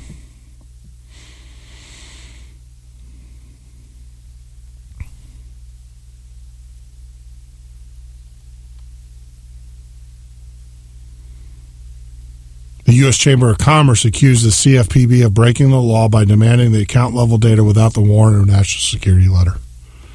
Well, we know we can get the letter.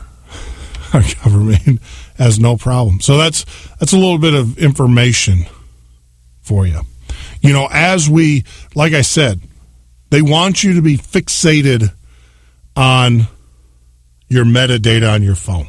As bad as that is, and that's horrible. It's a huge invasion of personal privacy. But as you're fixated on that, they're collecting every transaction you do on your credit and debit cards. Every transaction. And by the stipulation of the law, they're going to share that with other government agencies. So go ahead and expect to get those letters in the mail, because they're coming. And, and the glue that binds all of this together is Obamacare. See, the regulations, if you go inside and you read the Obamacare regulations, the 11 million words,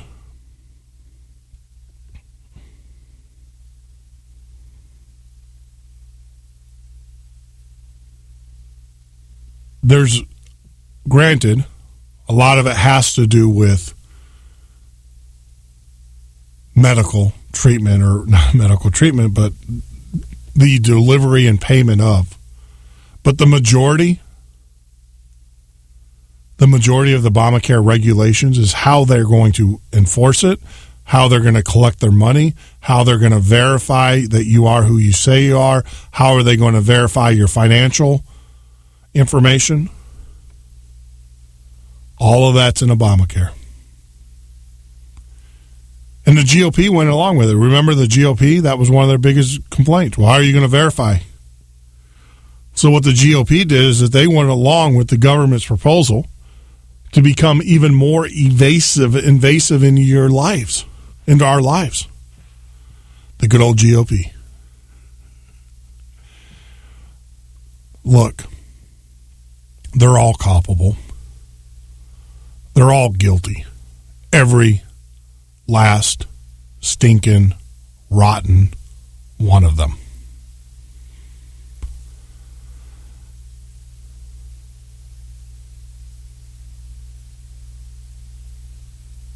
But take a look. Consumer Financial Protection Bureau. It's amazing how we start out. We start out one way.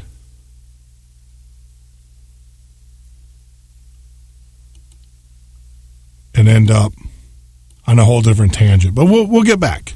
We'll bring it back in, because I have some more information to you about the financial markets.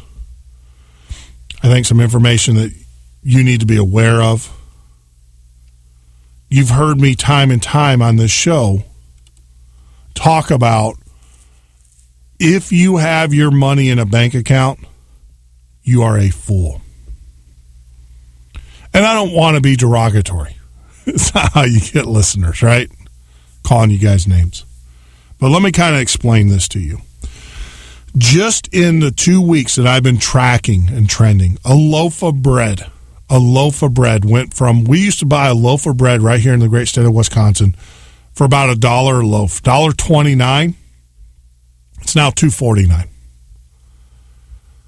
Now, granted, our gas kind of stayed the same. Gas really hasn't gone up. But if you go in the grocery store, for you men who don't go grocery shopping or, go with your wives or your significant others. Go grocery shopping with them. You're going to find that, that 50-cent can of soup that you used to get or $1 can of soup is now $2. You're going to find that everything has gone up. Now, a lot of us, we know the pinch, we see the pinch, we feel the pinch, but you've got to actually walk in and witness it. And the reason why I want you to go with your wives is because most men, when you guys go shopping, what are we doing? We're buying the $2.50, toxin. You might as well be eating shoe leather pizzas, right? We're not buying real food.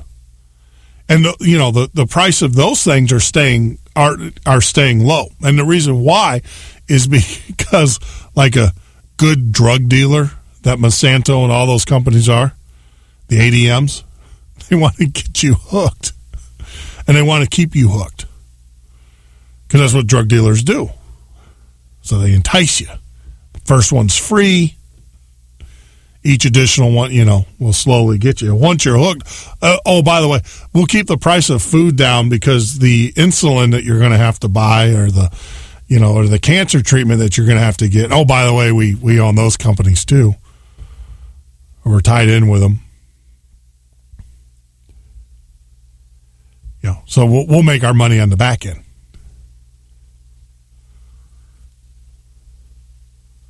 It's all self-serving. See, this is the other part. We talk about Obamacare. We're finding out that a lot of your formularies, a lot of the drugs, the drugs that actually keep people alive, Obamacare is not covering. It's bad for Americans, but it's great for the insurance companies because before the insurance companies had to cover those drugs. Now they don't. They're not denying them, but you just have to pay for them.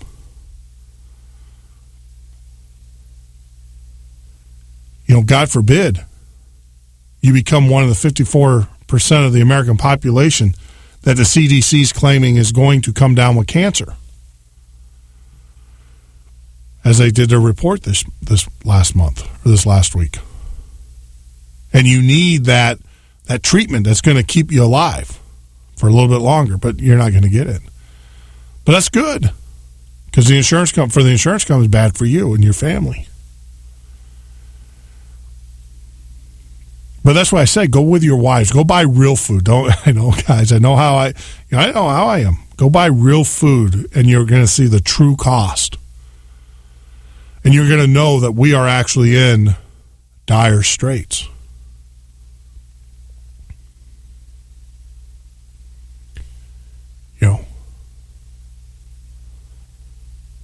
That's the exercise that I ask of you this week. Get out, do that, and you'll see. Now, I've always said on this show, if you want to know what's going on in the financial community, obviously watch those who are smarter than you. Watch what they're doing. Now, the market has been artificially inflated for a long time. A lot of the money that the Fed has been, there's got to be an entry point. The entry point's these banks. So when a bank goes and gets money from the Fed, that's how they get it injected into the economy, right? Well, they're not taking that money and they're not lending it to you or me, the small business owner. Just talk to any small business owner. It's hard to get credit. It's hard to get capital these days. But that money, those trillions of dollars that they're pumping into the system, they're going somewhere. Or they're going into Wall Street.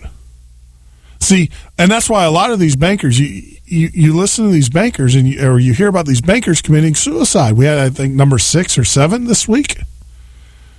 And you got to ask yourself, well, why are these guys committing suicide? Don't they get enough money? I mean, obviously, Are they committing suicide because they know something? I don't know. Wasn't there. Didn't have the conversation with them. Are they committing suicide because they're leveraged to the hilt with their own personal finances or the banks? Don't know. Were they instructed to do something? I don't know. I don't know. We got to do more research on it. But something's going on. Something's going on.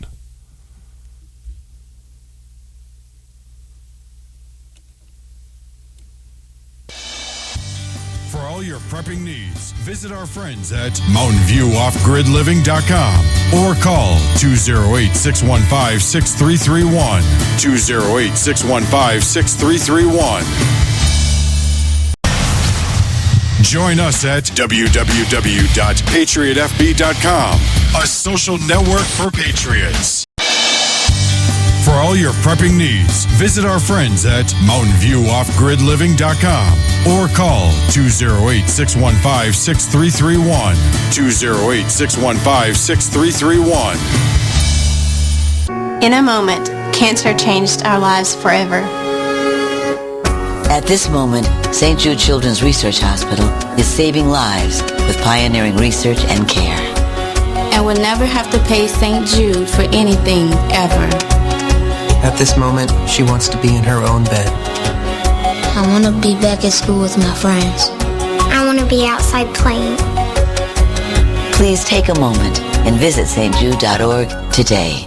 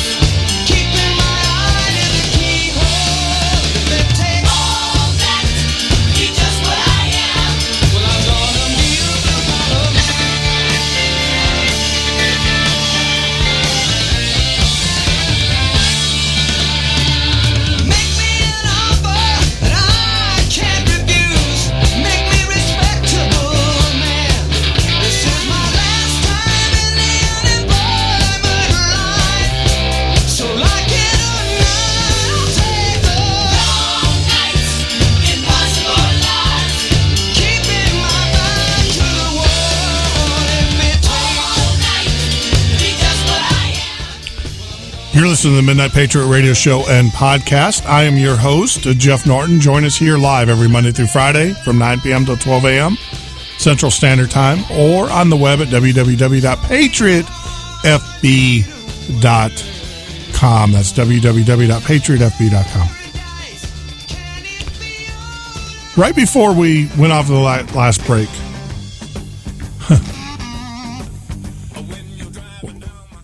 have to drop that out. So right before we went off to the last break, I was talking about one of the things that I learned very early on, especially in investing, and I'm not an investor per se. I do watch the markets.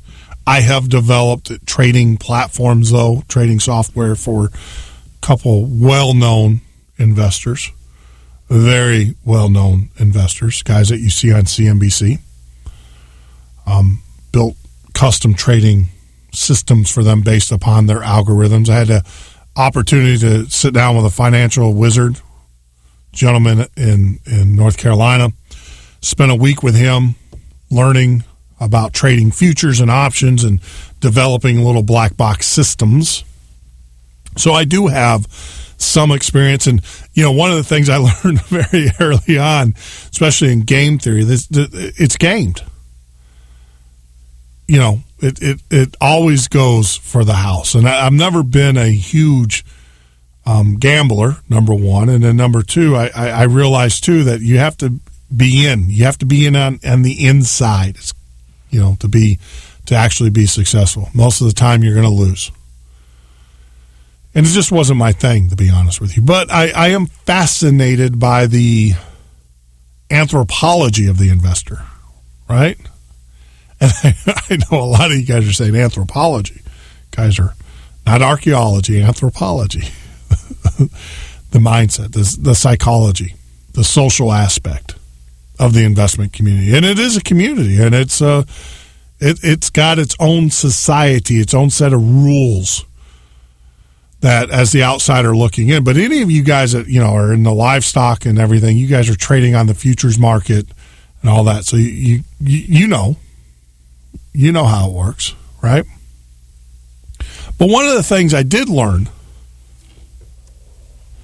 a poor man's way of investing is to watch what the institutional investors, or the guys who are smarter, the guys that could afford these huge computer systems and these fiber optic connections, and watch what they're doing. And if you're lucky enough to be associated with them or be with them, then you'll make money. I mean, I have a lot of friends at the CBOE, the Chicago Board of Options Exchange, who are traders who pay an exuberant amount of money. We're talking anywhere from $15,000 to $30,000 a month to rent a seat on the exchange. In other words, to be there in the pit, to have the opportunity as private investors.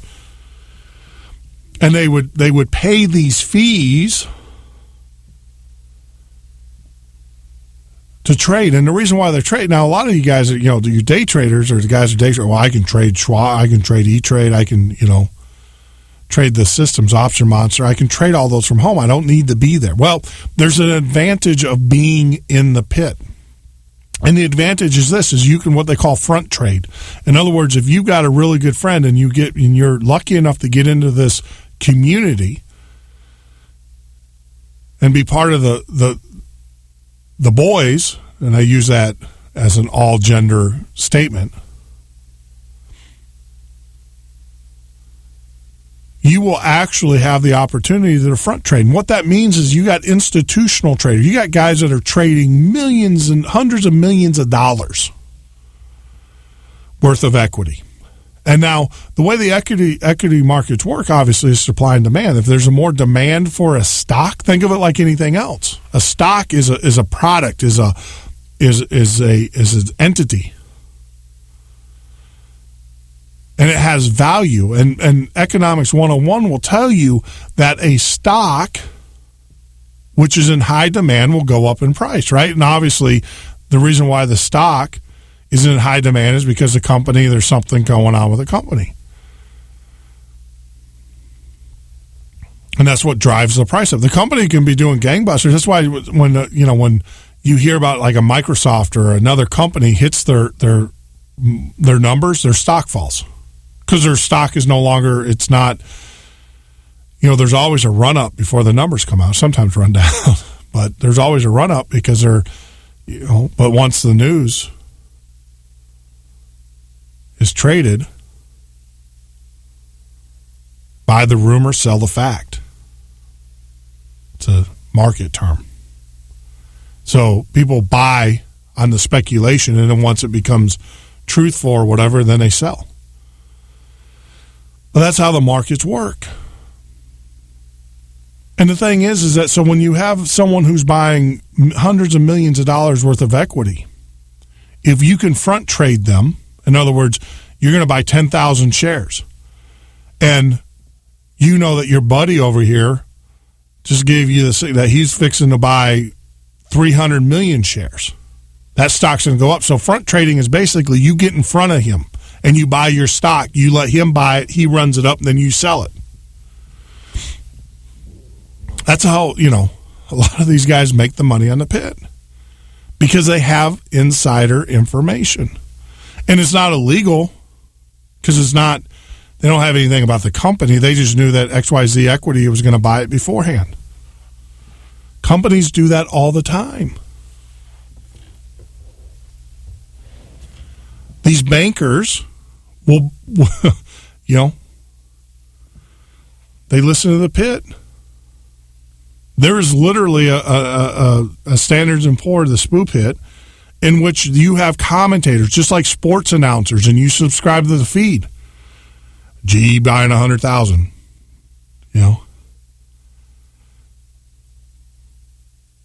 PwC buying 10 million. I mean, it's a play-by-play of the pit. And people subscribe to this. And it's in real time. So it's like you being in the pit. So you can, get there. So when you hear that GE is going to buy, or XYZ trust fund, or XYZ, pension fund is going to buy, just bought 1 million shares of some spider or something, some equity, you buy it along, and hopefully you get a little bump. Those are the services. So I've always said that if you want to make money, and this is, and there's, you got your technical analysis, you do, there's technicals, but one of the things too is you also watch what those who make money, as much as you detest Donald Trump, or as much as Trump's not a player in the equities, but a Berkshire Hathaway, right? Or even a George Soros. If there's anybody that's on the know, if there's anybody that's in the know in the commodities market right now, don't you think it would be George Soros? I mean, this guy, not only is he a market manipulator, he's wanted in Russia right now for market manipulation and other things.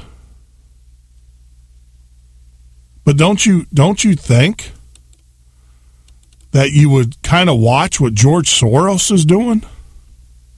Because if anybody knows what's going on or what's going to happen, it's going to be him.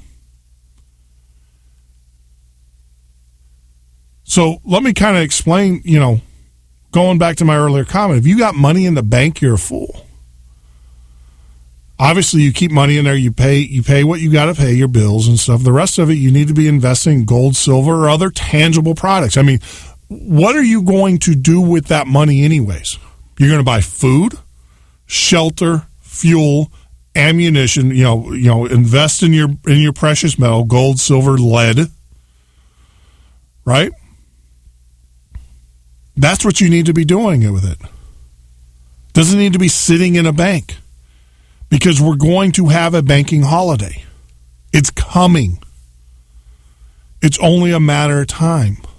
It's mathematically impossible for this country to pay its debts. And they're going to have to reset. The government's moving assets right now. And I'm not trying to sell you water filtration systems and food. So, I'm not trying to scare you so you'll go out and buy those products. Now, I will tell you this. We have some sponsors on the site. Go out there and visit them. If you're going to buy the stuff, buy it from the sponsors anyways. But that's not the purpose of what I'm trying to tell you. I'm trying to give you the knowledge that you need to have so you can prepare yourself and your family. I'm not there yet either. I'm trying to get there. But here's a huge signal. George Soros puts hits record as billionaire downside hedge raised by 154% in Q4. All right. So George Soros just put what they call put. Now, there's two terms that you need to be familiar with. You got calls and puts, right? Calls and puts.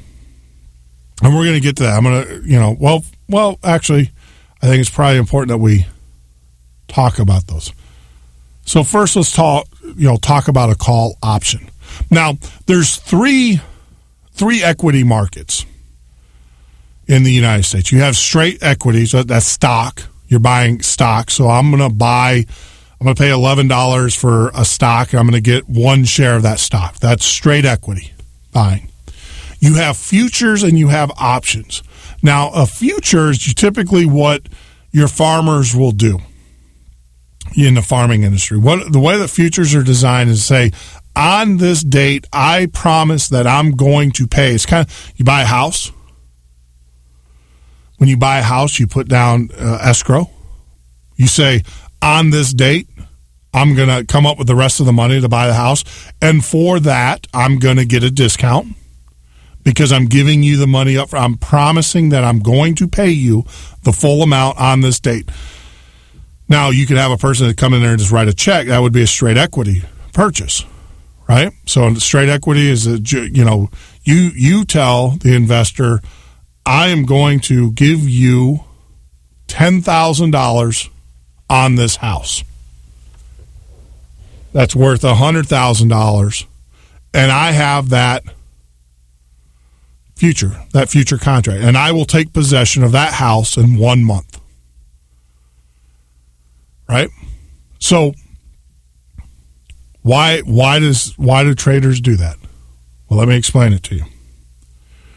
When you place a future, you're not buying the whole $100,000. You're not giving him $100,000. You're giving him a percentage of, so we'll say $10,000. Now, you're hoping that in a month, that value of the house, instead of $100,000, will be worth $120,000. See how that works? And the reason why we have futures is so farmers then can say, well, I know I'm going to get at market in 3 months. I know I'm going to get this price. So it allows them to kind of plan the market to plan. So with a futures contract, I give you a percentage and I have to take delivery. Now, typically what happens is in futures, you never take delivery of the product. And let me tell you why, because it goes up to $120,000. So what you do is you sell your contract to another guy who says, well, I'm willing to give you $120,000 for that home in a month. So you say, here, you can execute the contract. And then, of course, they have to come up with $120,000. And you just made a buttload of money, right? Because you only put down a percentage of $10,000. And then, see how that works? It's futures, highly speculative, but it's leveraging money. So instead of you having to come up with $100,000 for the purchase of the house, paying the house, and then waiting a month, and hopefully it goes up to $100,000, you're only giving up $10,000. Now, the thing is that there's always going to be someone's going to buy your equity. Now, where it goes against you, that's the good side. Now, where it goes against you, say the house is only worth $80,000 in a month. So you have to make up that difference. And that's where you lose your money or you walk away from the contract.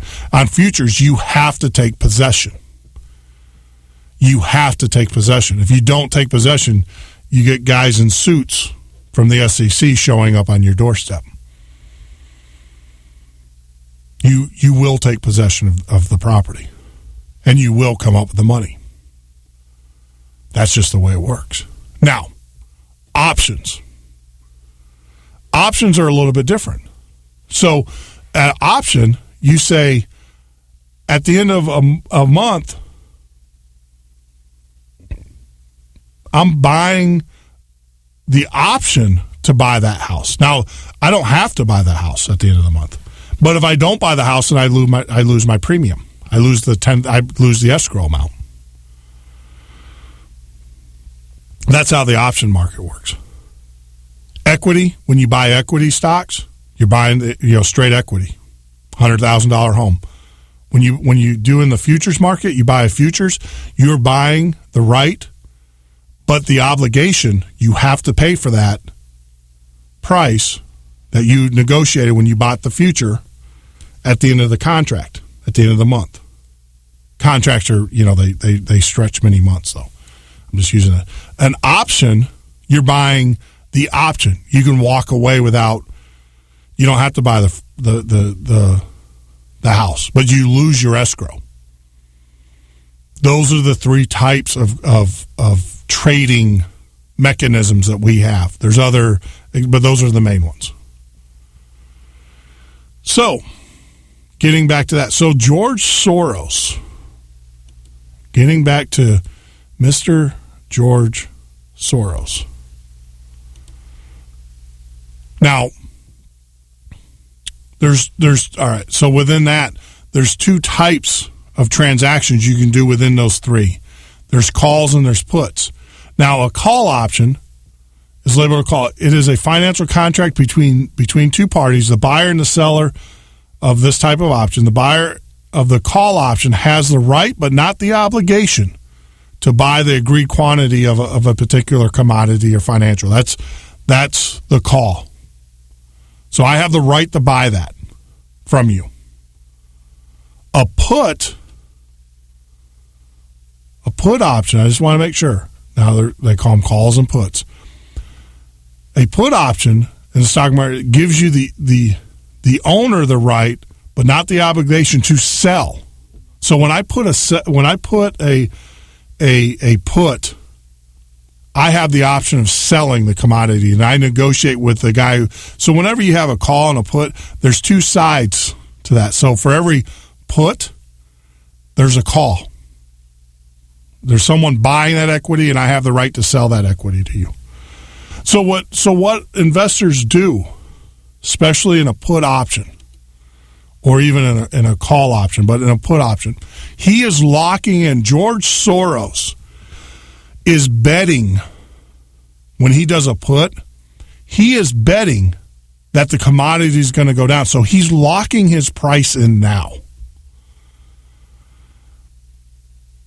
He's locking his price in now with a contract. And he's saying, I'm going to lock it in to protect my assets because I think the market's going to go down. So he puts in a put and he says, am putting in this put, and I'm going to sell this equity at this price. If it goes below that price, I don't have to sell it though. But I don't have to execute my thing. So he is betting, in essence, that the market's going to go down.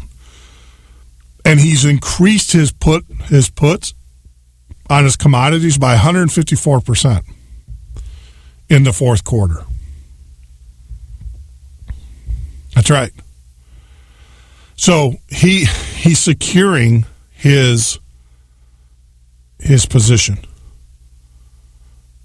He's locking it in. He knows that he's going to, if the market goes south, he's guaranteed that he's only going to lose X amount. Now, he can actually make money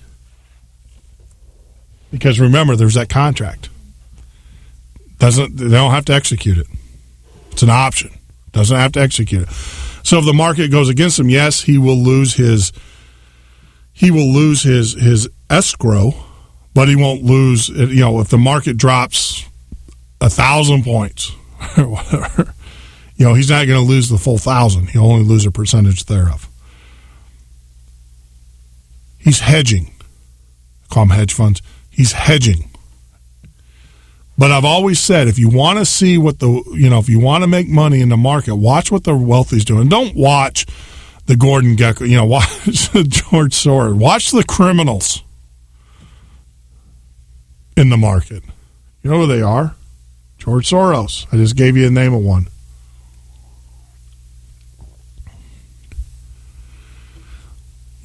But I don't trade, and I'm not giving you financial advice. I'm just telling you that's how it works.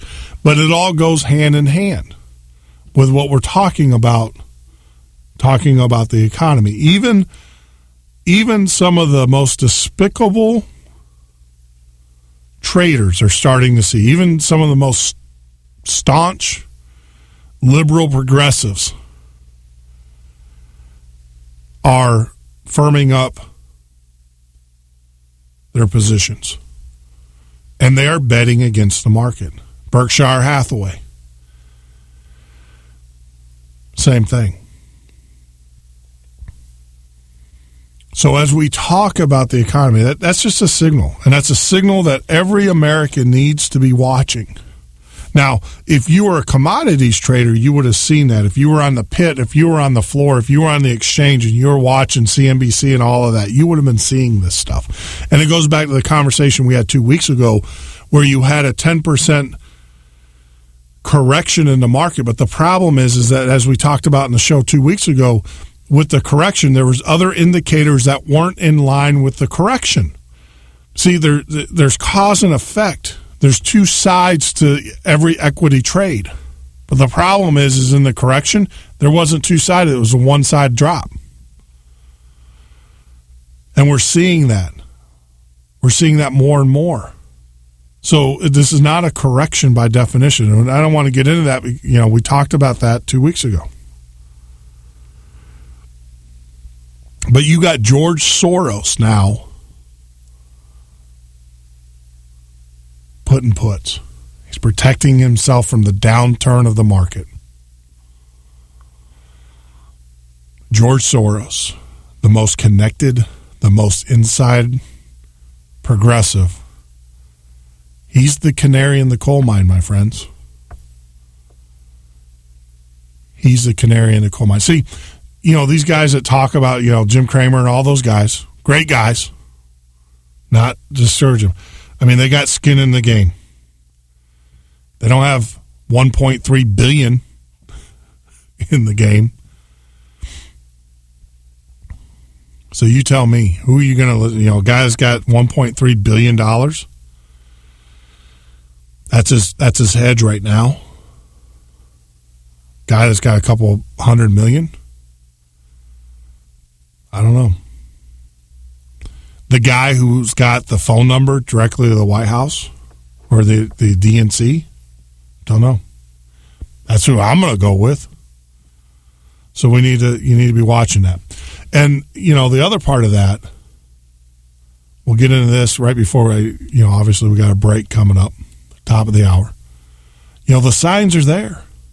Like I said earlier, you can go to your grocery store and see it firsthand. We got the caller, so we're going to take the call, and then hopefully we'll carry it over into the break. Hey, caller, you're listening to the Midnight Patriot Radio Show podcast. Say your name and where you're calling from, my friend. Good evening, Jeff. It's Wolfie from Indiana. Hey, how are you? Okay, heading home from work here again. Got a little snow here. Yeah, we did too. We got about 4 inches. Yeah, I think we had about 8 inches. Oh, you got us beat. It doesn't matter. It's all the same. At this point, it's snow. Yeah, we're getting what we need. Yeah. That's all I can say. Yep.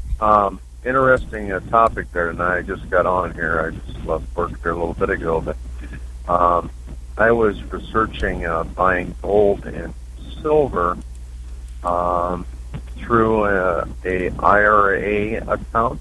Nope. And I had a company approach me, and they said that I could actually physically get the gold or silver.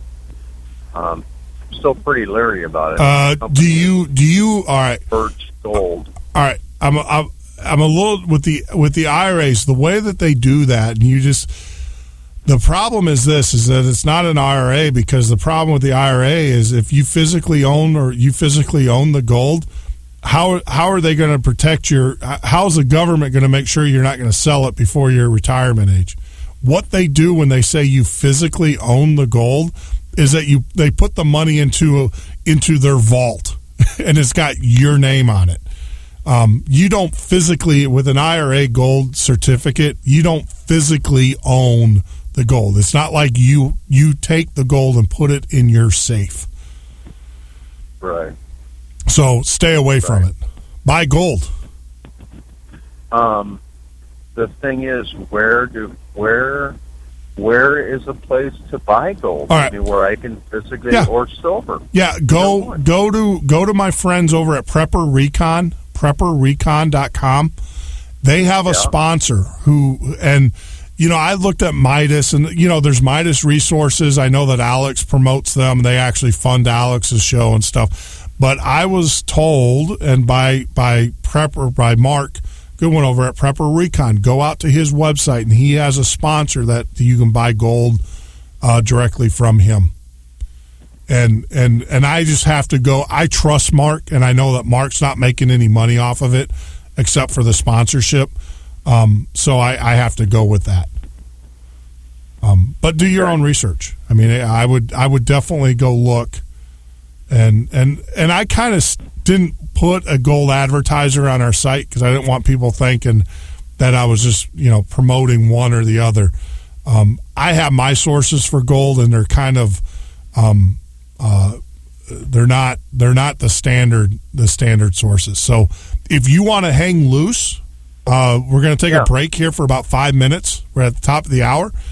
Or if you can hang up and then call back so that way you're not eating up your minutes, I can talk to you a little bit more about that, on what I do and what you can do. Sure. All right. So, yeah, we're going to... Thanks, Jeff. Not a problem. Take care of yourself. Thanks for calling. Or just hang in there. Yeah, I'll hang in there. All right.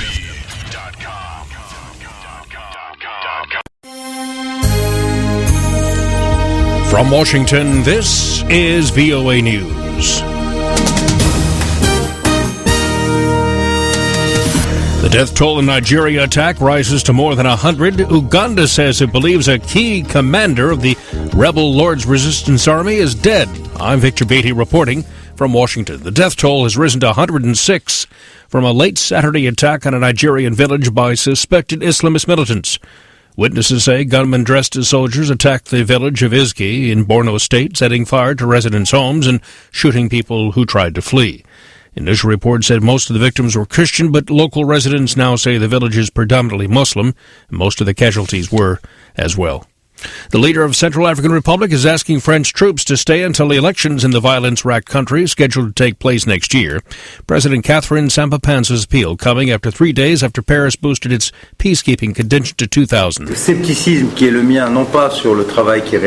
Lelouch, part of a delegation of French politicians visiting Bangui, expressed skepticism about such peacekeeping operations and their long-term impact on the nation's finances. On Saturday, French Defense Minister Jean-Yves Le Drian announced the French operation would last longer than initially planned because the security situation is worse than anticipated.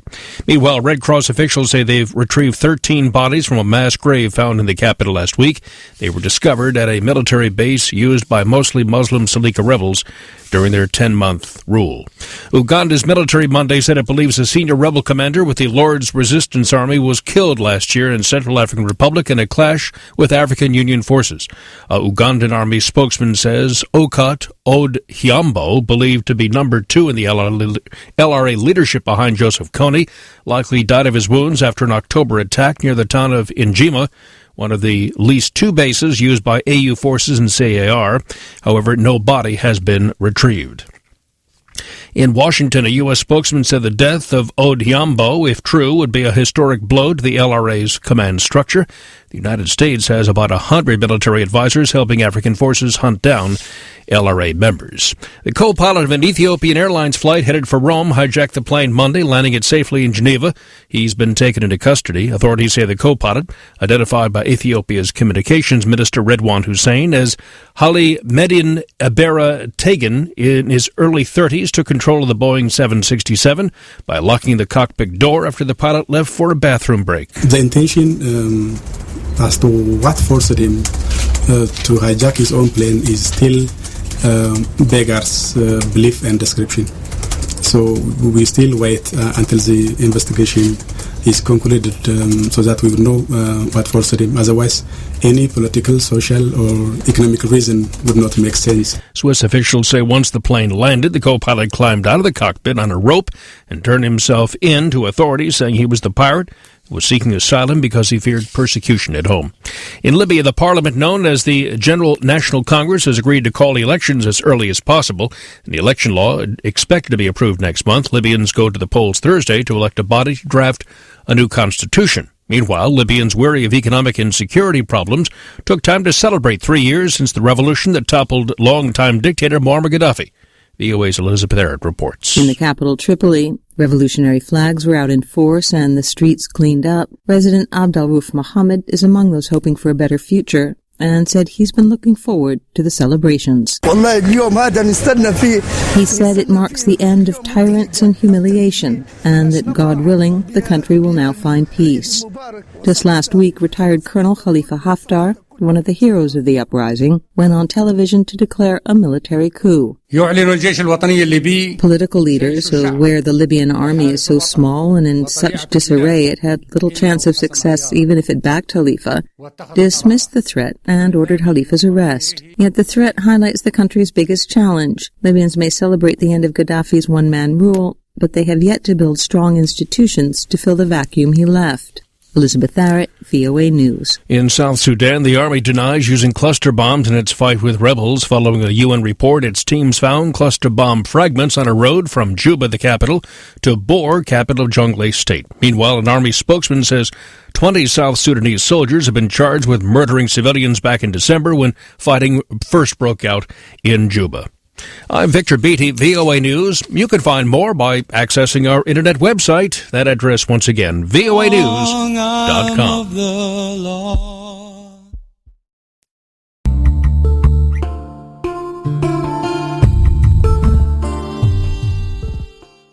Long arm of the law. Lawman is putting an end to my running, and I'm so far from my home. Oh, mama, I can hear you a-crying. You're so scared and all alone. Hangman is coming down from the gallows, and I don't have very long. You're listening to the Midnight Patriot radio show and podcast. I am your host, Jeff Norton, as we move on in here to the third hour. On the lines, we have a caller. We're talking about alternative ways of buying gold. Now, obviously, you know, as I said earlier, you can go out to Prepper Recon site. I should probably just pull that up. And there's a company there. Now, one of the things that I do, and this is you know, purely up to you, or you can do whatever you want to do. And you know, there's always people in your local area that want to buy, or that need money to pay for their bills or whatever it is. For $46, you can buy a kit on eBay for gold testing, and it's a very simple process. It's not that hard to test gold. Now, you have to have a gold testing system. And then what you do, or what I do, is you put an ad in the local newspaper, in the Shopper magazine, or wherever, and you don't have them come to your house. You tell a person, you know, look, I'll buy gold, I'll buy silver from you, or whatever, and then you meet them somewhere. Don't have them come to your house. Don't. No, that's for security reasons. Meet them over lunch or whatever. Oh, yeah. And with this kit, it's a very simple process. You don't take gold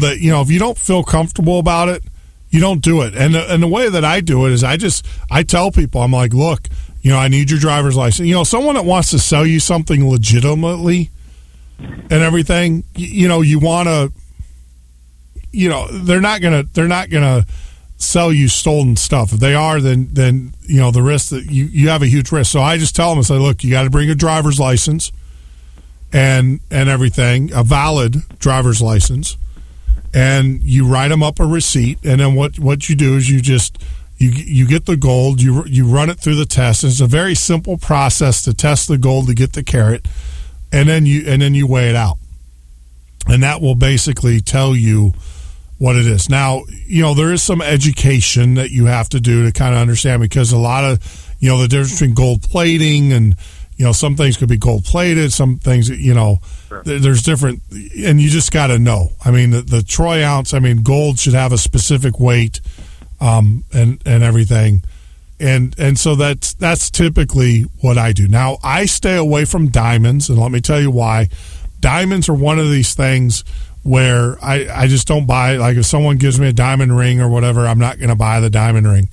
I'll take the diamond out and give it to them and say, take it to a gemologist. And the reason being is that there's a lot of, you know, artificially made diamonds. You can put it on a loop, but they actually have a process now. You know, the deal with scratching the glass, that's not valid anymore. You can do it with a loop. They have a hardness test, but what a lot of these diamond manufacturers will do is that they will actually, the top part of the diamond is a real diamond, and then they fix it or epoxy it to glass or to another less than quality diamond. So when you or a fake diamond. So when you run it through the hardness test and all that, it tests out as being a diamond, but that's only, and they have epoxies that you can't see. I mean, you really got to know what you're looking for. And I'm not trained in that. I'm not a gemologist. So I don't, I've had people, where they have the rings, and I'll just tell, I just pop the diamond out and say, look, I'm buying the gold, but not the ring, or not the diamond. And you take the diamond to a gemologist or whatever. And, that's how I buy a lot of my gold. I don't buy it because you get so much better deal or price. And then it doesn't take, it's gold. So then you can melt it down and you can make your own ingot, or you can make, do with it as you please. Or you can do what most people do. A lot of those, well, you can do what most people do, and they go out and just buy it from a dealer. Right. But the only problem, I've seen a lot of those ads in the local newspapers. Yeah. We buy gold kind of things. Yeah, those are businesses. And so, and you know what? You can actually, if you're doing it yourself and you got the weight, you can actually give, because typically what they're going to do is give you the spot price of the gold minus a certain percentage, where actually, and I have friends who refer their friends on to me, their other friends onto me. And that's, typically how I get it. Is I don't have to advertise. I just have friends that say, hey, look, go, Jeff will buy it from you. And, he's going to give you a lot better price than a pawn shop or than another business. And that's my recommendation. Well, I do know that, like I say, that one group I was talking to, they told me if I did cash out, say an IRA, I could get it in hand, but of course then I would pay the taxes penalty on that. And I was warned by other people that it had fallen into this trap kind of years ago. Well, okay, they have your gold and they're storing it, then you pay storage fees. Yeah. That's the game. I do know of someone locally that is selling his coin collection of silver, and it seems to me silver is a lot more economical. Well, you can buy, in reality, you're more likely able to barter with silver than you are with gold. And that's correct. And that's what you're going to use this stuff for. But like I tell people is, I understand gold and having gold and silver. How much food do you have stored up? Well, we can, and we have a garden, and I have chickens. Sure. We butcher chickens. The problem I have with in doing the chickens, we butcher every year, is we vacuum pack them, we freeze them. Yeah. Okay. To me, a better way to do it would be to can them, but we just haven't gotten into that yet. No, I got you, but you can always can if you have an event. But what I'm saying is, what are you going to? A lot of people, and I have this discussion quite a bit with people. What are you? All right, so you buy gold and silver. What are you going to do with gold and silver? Obviously, when it hits the fan, right? That's why you're buying it. You're not buying it to look at it, or you're not going to play pirate with it. You're buying it because you want something that you can trade for product or for services, if it hits the fan, correct? Yeah. So why wouldn't you buy that now when because the price now is a lot less than the price going to be. When they run out of bread, a loaf of bread now, it was $2, or the product to make bread is $2. Well, when you can't get bread anywhere, the loaf of bread is going to be $300, correct? So you're better off. I tell people, look, if you're buying gold and silver, What do you have now? Do you have a year's supply worth of food? Take that money, instead of buying that gold and silver, take that money and buy a year's supply worth of food at today's price. And then once you have that, then get your gold and silver. Yeah, instead of buying food, I was looking at putting it up.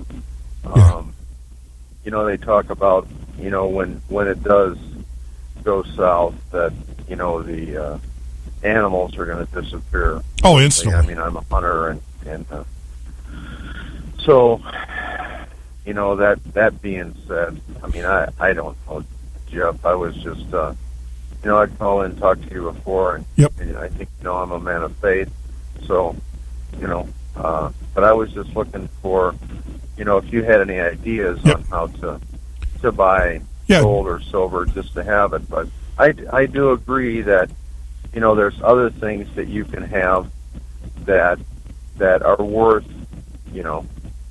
something, whether it's chickens or cattle or hogs or, having a garden or having a good supply of lead that you can smelt down, Yep. So. Yeah, you can. It's go out to Prepper Recon. He actually has a coupon there. It's JM Bullion, JM Bullion, and then you can get and like I said, I got to go with Mark on this. Like I said, I don't buy my gold or silver off of the market like that. I just told you how I buy it. So, right. And the other thing too is that JM Bullion, they have a record of it. So if there's ever a gold grab or a silver grab, there's record of that. Correct. So I'm just. There's record of the sale to you. You mean? Oh yeah, absolutely. They have to by law. Yeah, they have to. I mean, think about it. They bought a commodity. They're selling a commodity. They got to have a record of where that commodity went. So I'm. Isn't there two presidents that actually banned the sale of gold that stopped it in this country? Well, you can't own. You can own. That's the thing. That's why you have to buy your gold in coin form, because it's not considered coin. It's considered a collectible, like a coin. I mean, it's not a monetary value. Yeah, you're absolutely right. There's a whole lot of legality to that, and that's but that's, like I said, that's why I do what I do. Yeah, because I'm helping my friends out and giving them money for their thing, and then I have the gold or the silver or whatever it is. But going back to my thing earlier is that I'm not telling you that, I'm telling all of my listeners this, that number one, you've got to have water. I mean, and you can go on eBay right now and get 50-gallon blue. I paid $15 a piece. Barrels, water barrels. They use. Make sure the ones that had like syrup in them and not some polystyrene, chemical or whatever. But they're blue, and you can get those on eBay or Craigslist for $15 a pop. You got to have that, and that's easy. Deionized water. Yeah. Yep, you need water. See, I am really fortunate in the fact that I have a shallow well. My well is only 30 foot deep. Okay, yeah. So I have two hand pumps that I'm hoping to install this spring. Now, I know you live in Indiana, right? Are you in farmland, or are you around any industrial? It's all farm. Okay. Farm ground. Yeah, I mean, my only concern, the wells are fine. I mean, I don't have a problem with that. The only issue that I have is obviously what happened in Virginia. You had a lot of wells that have been destroyed because of that petrochemical plant that dropped the chemicals into the water tables. Yeah, and from where I live and the soil type that we live in, I tested this water when I moved into this house. But in this county, you can actually have your septic system 50 foot away from your well. Mm-hmm. That is code. You can't have it closer to 50 foot. Yeah. Which, Jeff, when you think about it, you think, man, that's too close. But the filter type of the soil works very well. Yeah, yeah. And And that, it's funny because my family has cabins in Michigan, and it's the same thing. The septic is, not that far from the well, and you're absolutely, because it's all sand, the way it filters and stuff. But, so I tell people have water, obviously buy a year's supply worth of food, and then, you got to have something to protect yourself with, so make sure you have plenty of ammo, which I know you have. And then after you have those staples, then I would start buying, start storing up stuff. But, and buy gold and silver when, buy that after your necessities are taken care of, because that's what you're going to buy with them anyway. So you might as well go ahead and get them done now. And that's okay. Well, I'm going to let you go because if I don't, I'm going to lose you here, brother. Yep. PrepperRecon.com. PrepperRecon.com. I'll put a link up there so you guys, if you go to PatriotFB.com, I'll have a link up after the show. Okay. All right, Thank you, sir. Not a problem. God You take bless care of you. yourself. Have a great night. Yep. Okay. Bye now. Bye. That's a good. I gave you a little secret there. I told you guys how to, a way. Now, I will tell you, for security reasons and everything, do not have them come to your house. Don't, if you don't feel comfortable doing that, then yeah, you can, and you're not, what I'm talking about doing is you're not really saving.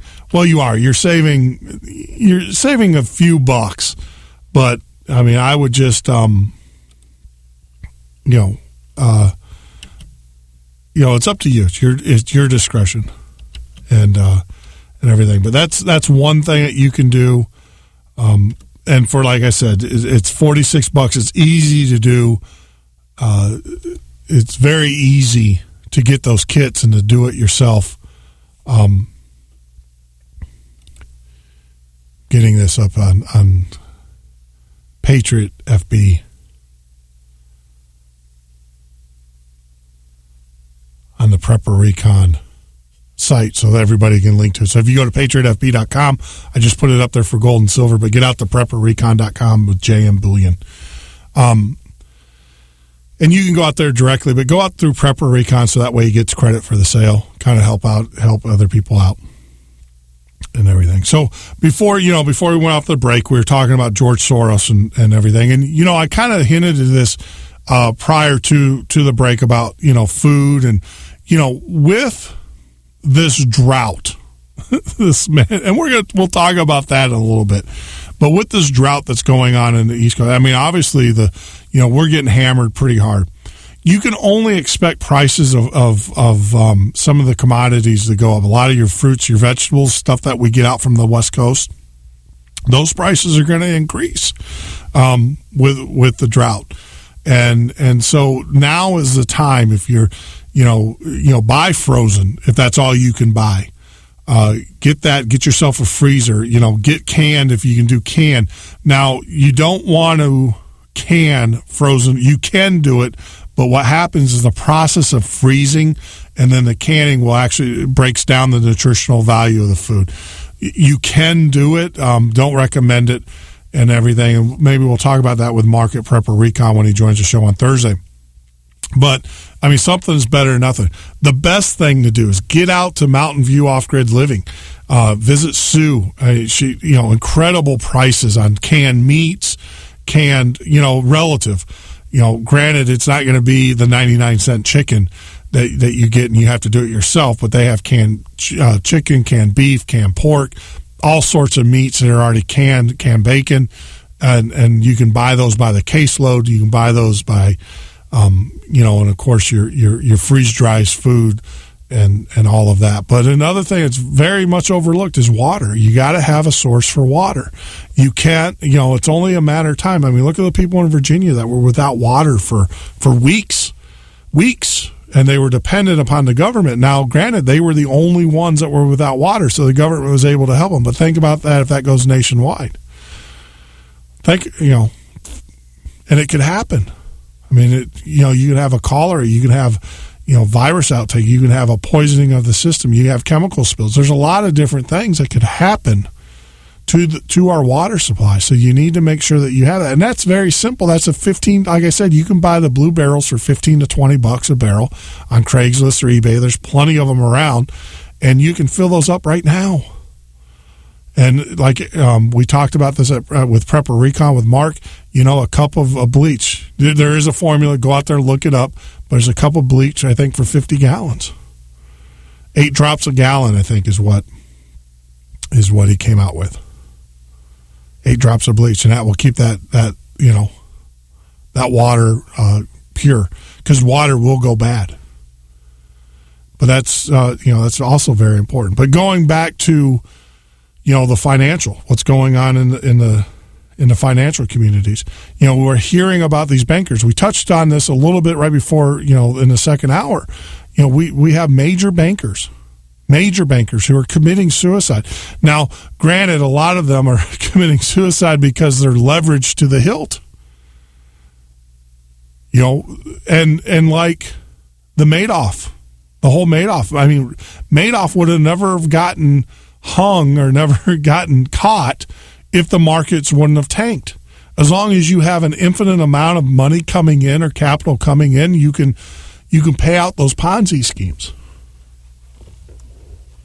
And that's what a lot of these bankers are going through, is that they're starting to see their access to money is going to dry up.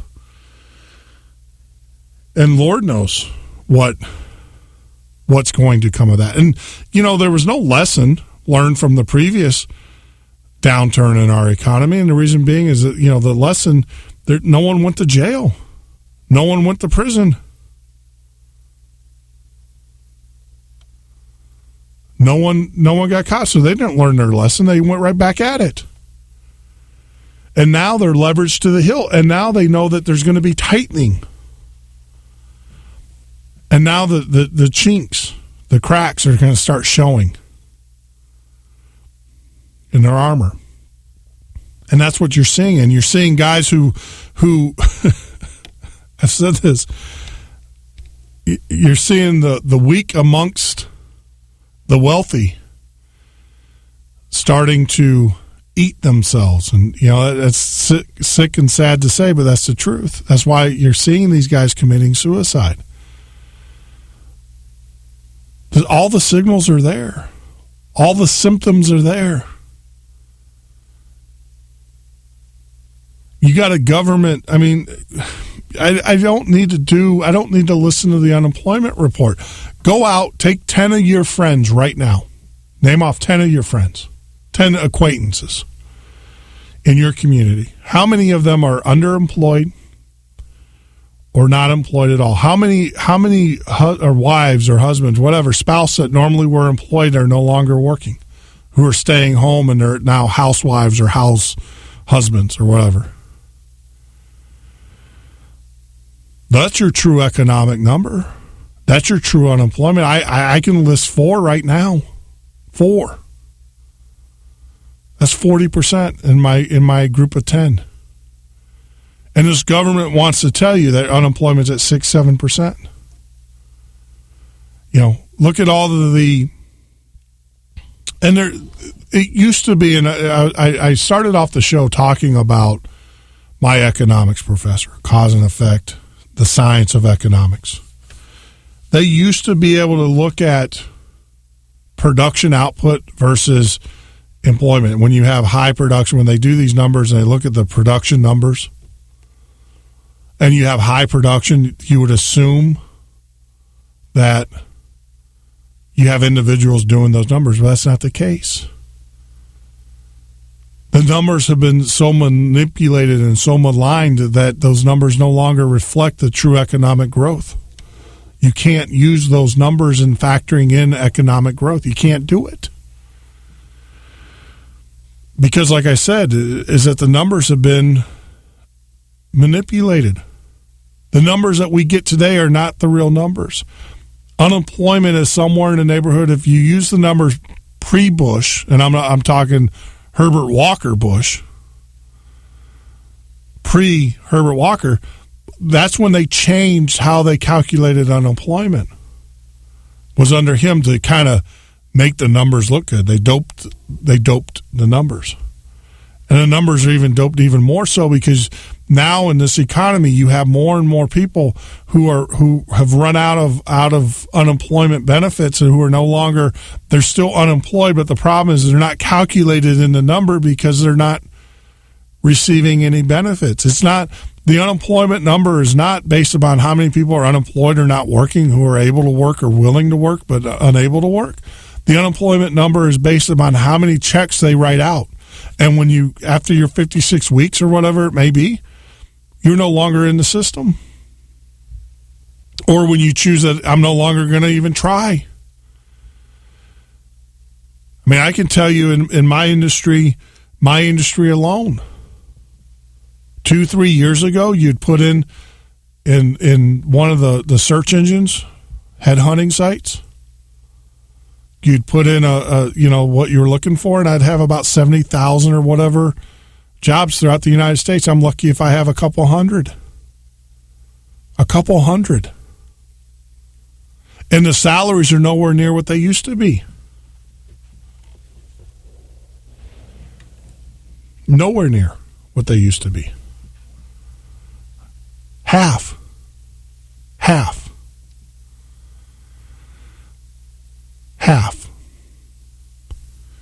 When you see these.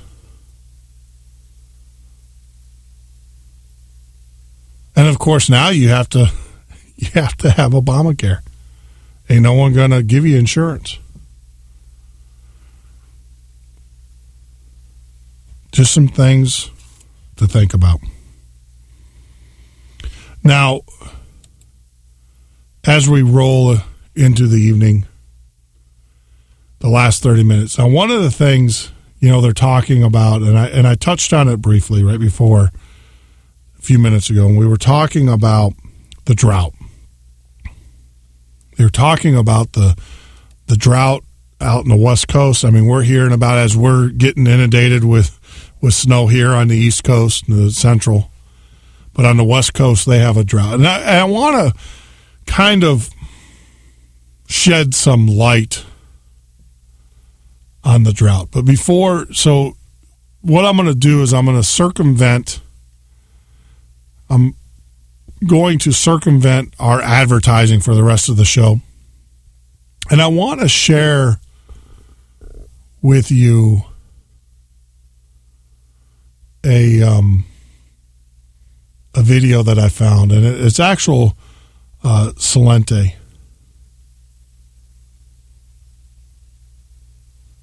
Let me see if I can find it here. And I do apologize for it, but normally we get it queued up. But I just found it as I was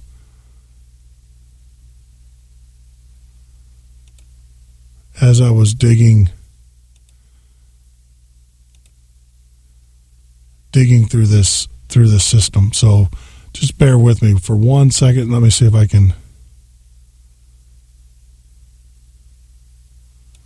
Here we go. Now, Gerald Salente, obviously, he has, Market Trend Watch, which is a subscription service that you can go to. And I highly recommend that you take a look at some of his works. See if I can find this. It's called Gerald Salente, Taper Will Crash the Emerging Markets and Kill the Economy. And I want everybody to take a look at this, but let me see if we can pull it up.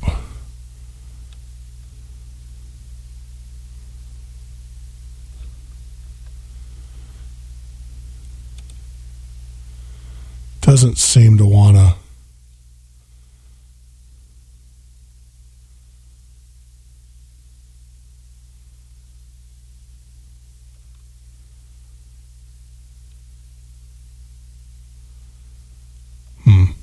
All right. So what we'll have to do is I'll cue this up a little bit later. But I think it's very, very important that everybody listen to this. See if we can up this way. I need a Snurbly. I've always said that. I need someone, that's a producer. This is a one-man show here. I don't have a producer. I don't have anything to cue it up. Here we go. Gerald Celente. And I want I have this up here, and I know it's going to take up 20 minutes, but I think it's very important that everybody listen to this. You're listening to Ask the Expert on Sprott Money News. Hi, welcome back to Ask the Expert. My name is Jeff Rutherford of Sprott Money News, and we're very excited to have the pleasure of speaking to Gerald Celente today. Gerald Celente is a publisher of the Trends Journal, featuring critical domestic and international trends long before they show up in the mainstream media.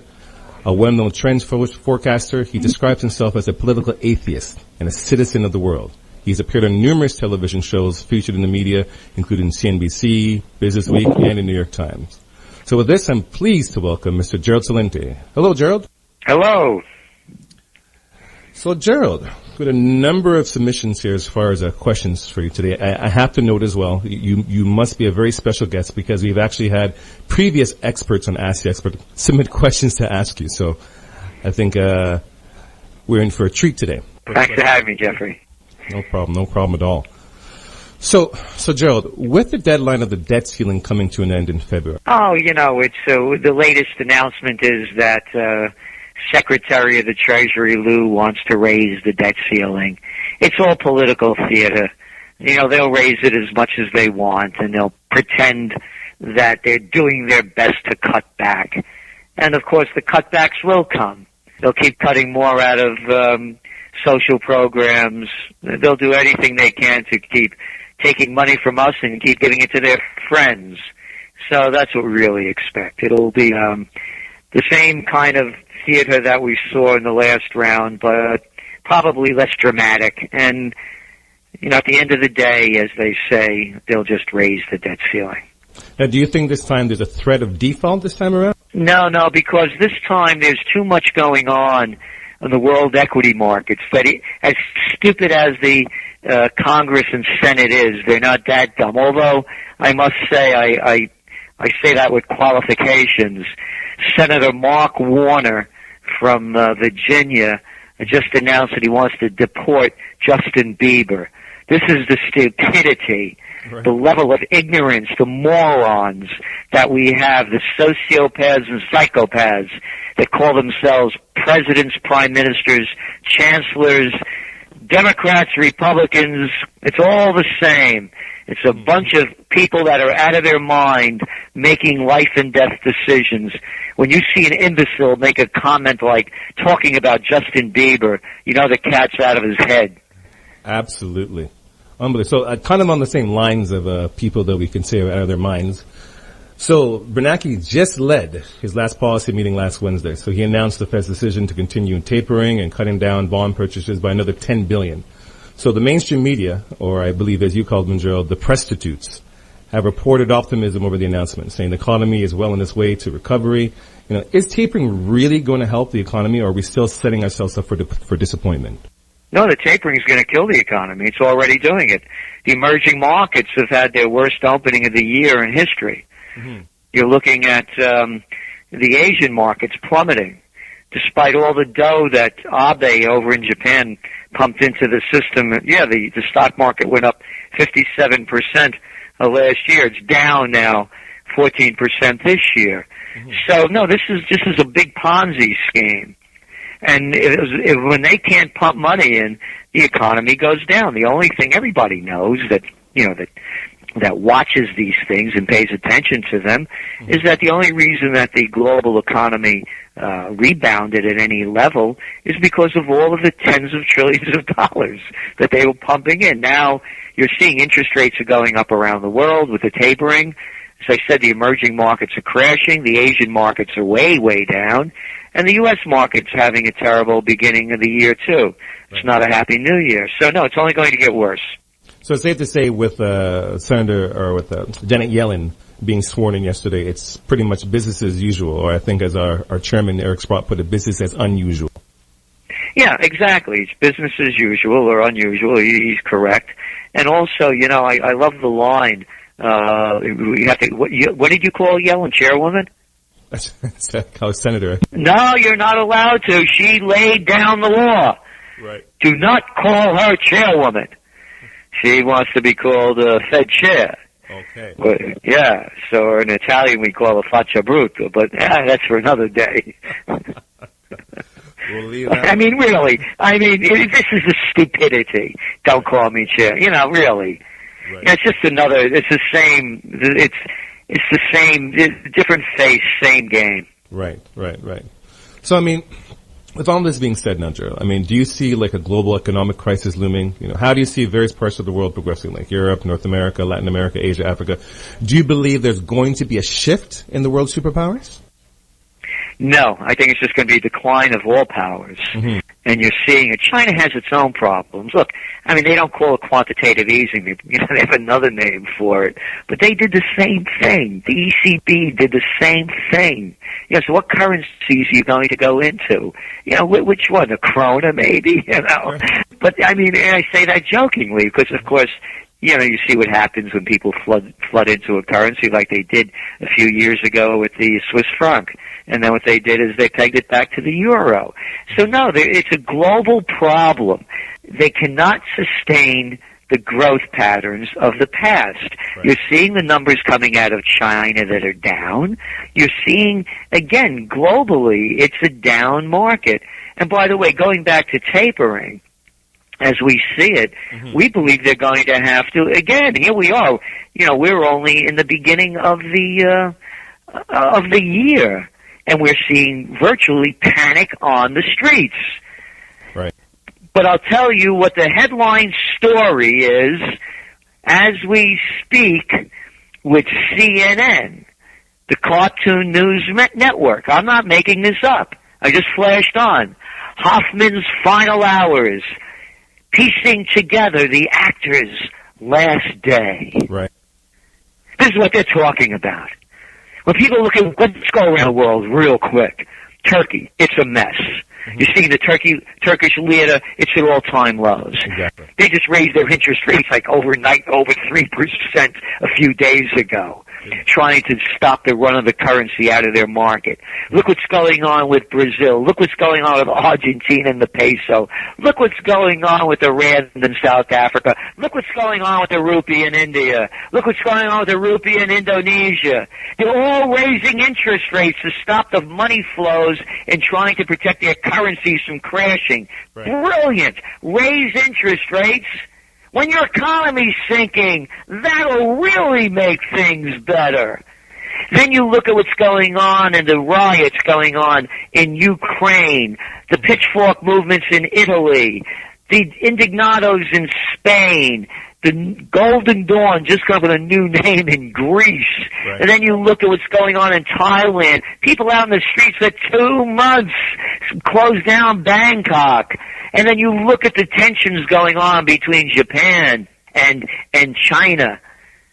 And then you go to all of the top news stories in the U.S., the prostitute news, and we just heard that Sarah Jessica Parker weighs in on Christie's scandal. Right. This is a top story at a USA Today.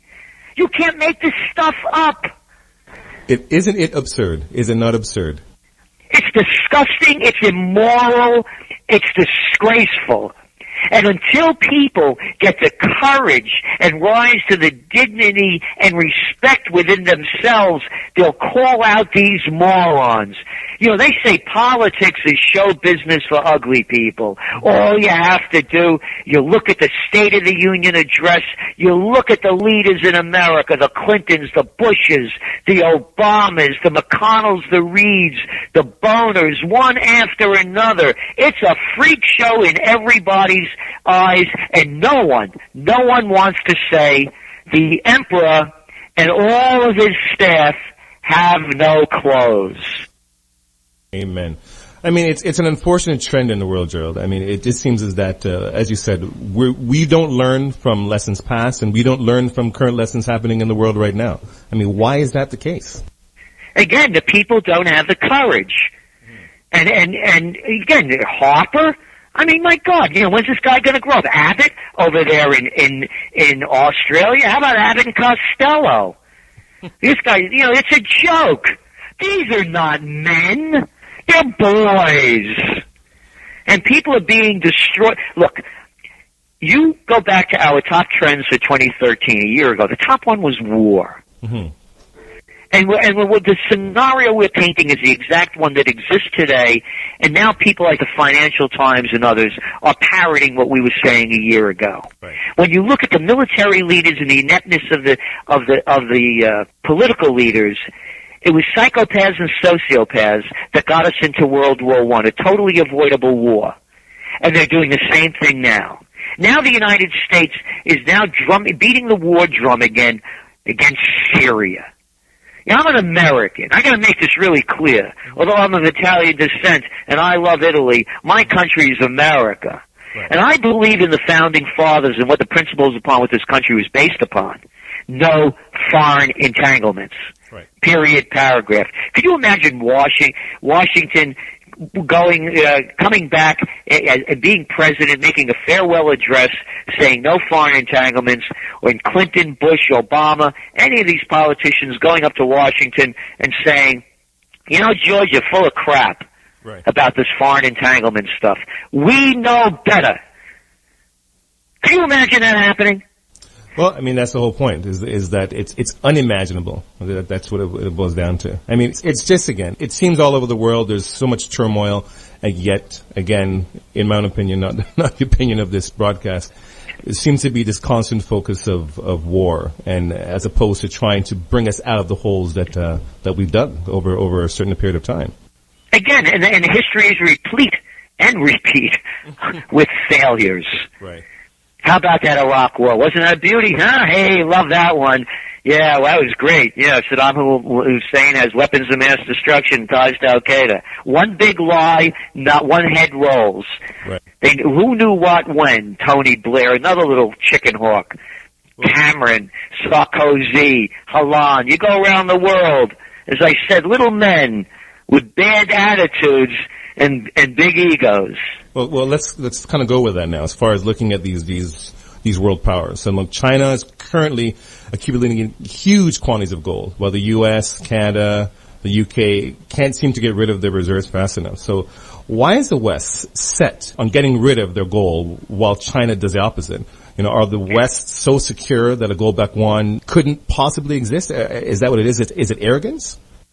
No, I believe what they're trying to do, and they continue to try to do, is drive down the price of gold. Right. And again, when you go back and you look at the stupidity of, Gordon Brown, I believe, in the UK in late 1990s, he sold gold. He sold the gold reserves that they had in the UK at just about the bottom of the market. Right. These are not smart people. They're shrewd people, which is very different. And the Chinese have been around a long time, as India as well. And the people know the value of real value, and they know fiat currencies become worthless, just like you're seeing happening in Argentina and other countries. So I don't think the West is so secure that they don't think a gold-backed yuan could not possibly exist. I just think they're playing the short-term game, and they're trying to do everything they can to keep people out of the gold market. Because when people go into gold, it's a recognition of the worthlessness of the fiat currencies. Right. And if anybody says the market isn't rigged, okay, neither was the LIBOR, right? Neither was the Forex, right? Of course it's rigged. You have to be stupid not to believe it's rigged. The whole game is rigged. The proof is there. So with the idea of this gold suppression now, so what do you think needs to happen for gold prices to spike up to its true price? Well, I think it's going to happen when you're going to see a reversal of the tapering. They're going to come up with a new name. Now that they have Yellen in there, maybe they'll call it Yellenomics, And they'll come up with a new scheme to dump dough into the systems, whether it's China, ECB, U.S., Japan, all the countries. They're going to come up with schemes. So the more schemes undreamed of that they come up with to pump more dough into the economies, that's going to push the price of gold up. Because now people know that it's all a game, the printing. See, I've never been one that had, although I don't, knock other people, for me it wasn't so much inflation it was more of gold was going to become more valuable because of currency devaluation. Mm-hmm. The result is the same, but the concept is different. Often with inflation, it's a supply and demand issue. So if you're selling oil, for example, and there's short supply, the price goes up. It's inflated. But this isn't, now prices, I believe, like you're seeing with many commodities, are going down, but it's going to cost more to buy them because your currency is worth less. Right. So that's the way I see it. And so the true price of gold is going to spike up, I believe, when they start, again, devaluating the currencies by pumping more of them into the economy. Right. Now, I've heard you talk about gold before as well. I mean, we just talked about it now. What are your thoughts on silver? You know, I bought my first buy of gold at $187.50 an ounce back in, I think it was 1978. Mm-hmm. And I've always been more of a gold guy. Right. Silver, silver is also, it has an industrial value to it, where gold has less of one. So if I look at it as though, if economies really go down and production is really low in manufacturing, right, you're going to have less demand for silver as a commodity, where gold is more pegged as a precious metal in terms of safe havens and historical element that goes back to, I guess, the beginning of the written word of having value. So I'm not as well versed on silver to make a good forecast. My best forecast is that silver prices will go up with gold. Okay. But I don't think they're going to, I think gold prices are going to go higher in terms of percentage of growth. Okay. Fair enough.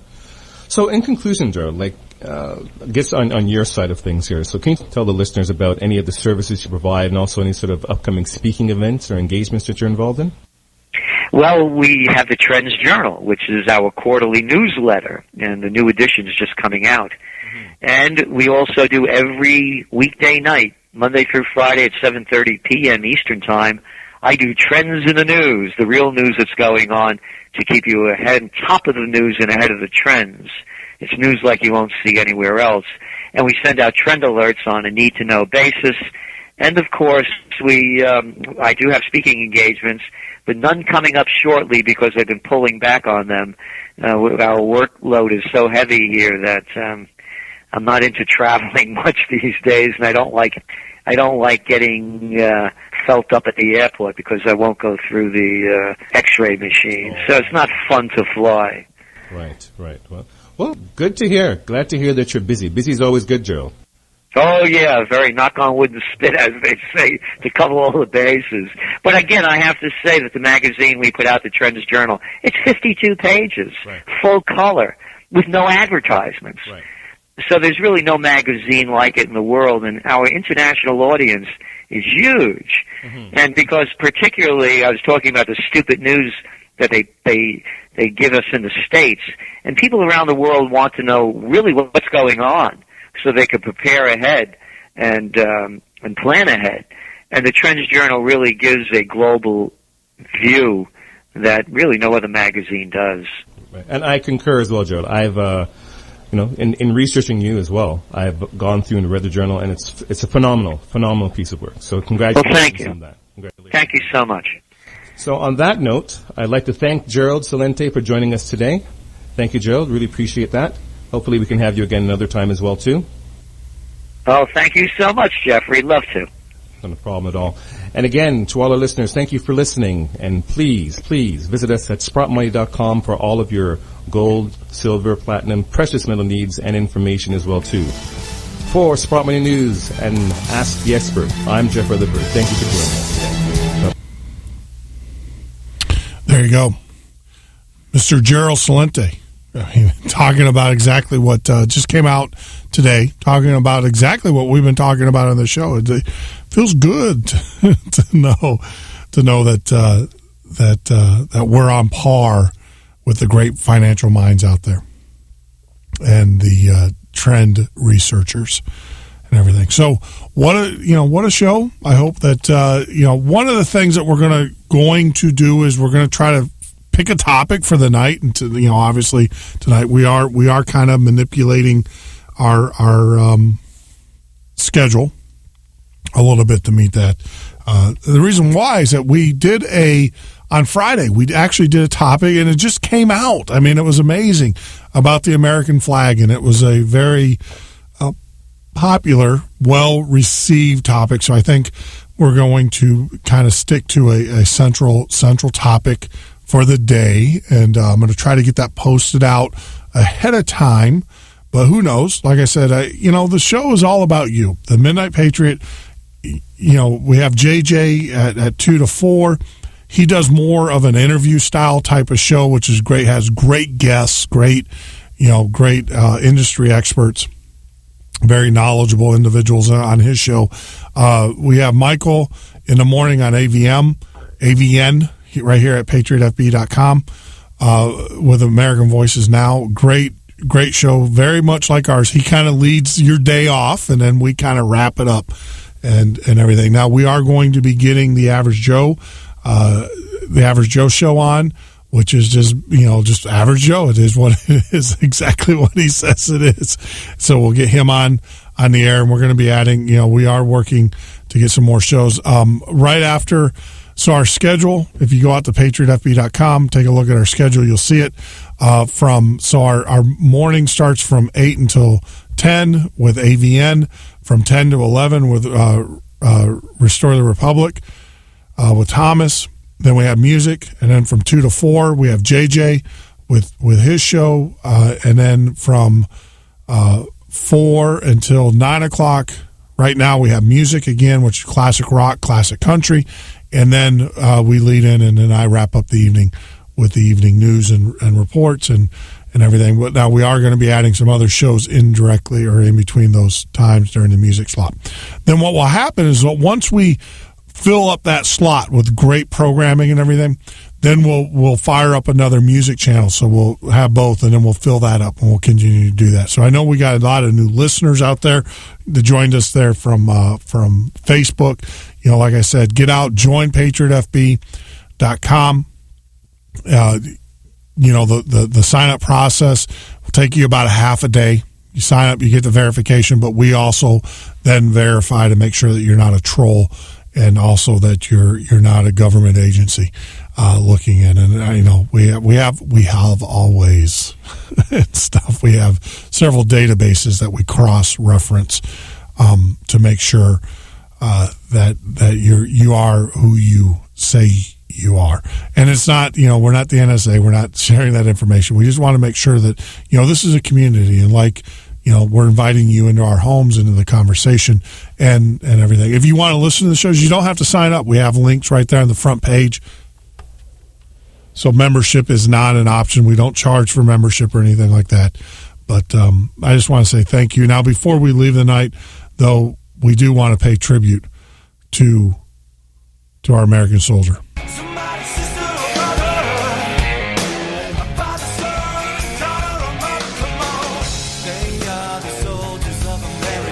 Army Private First Class Joshua A. Gray, February 10th, 2014.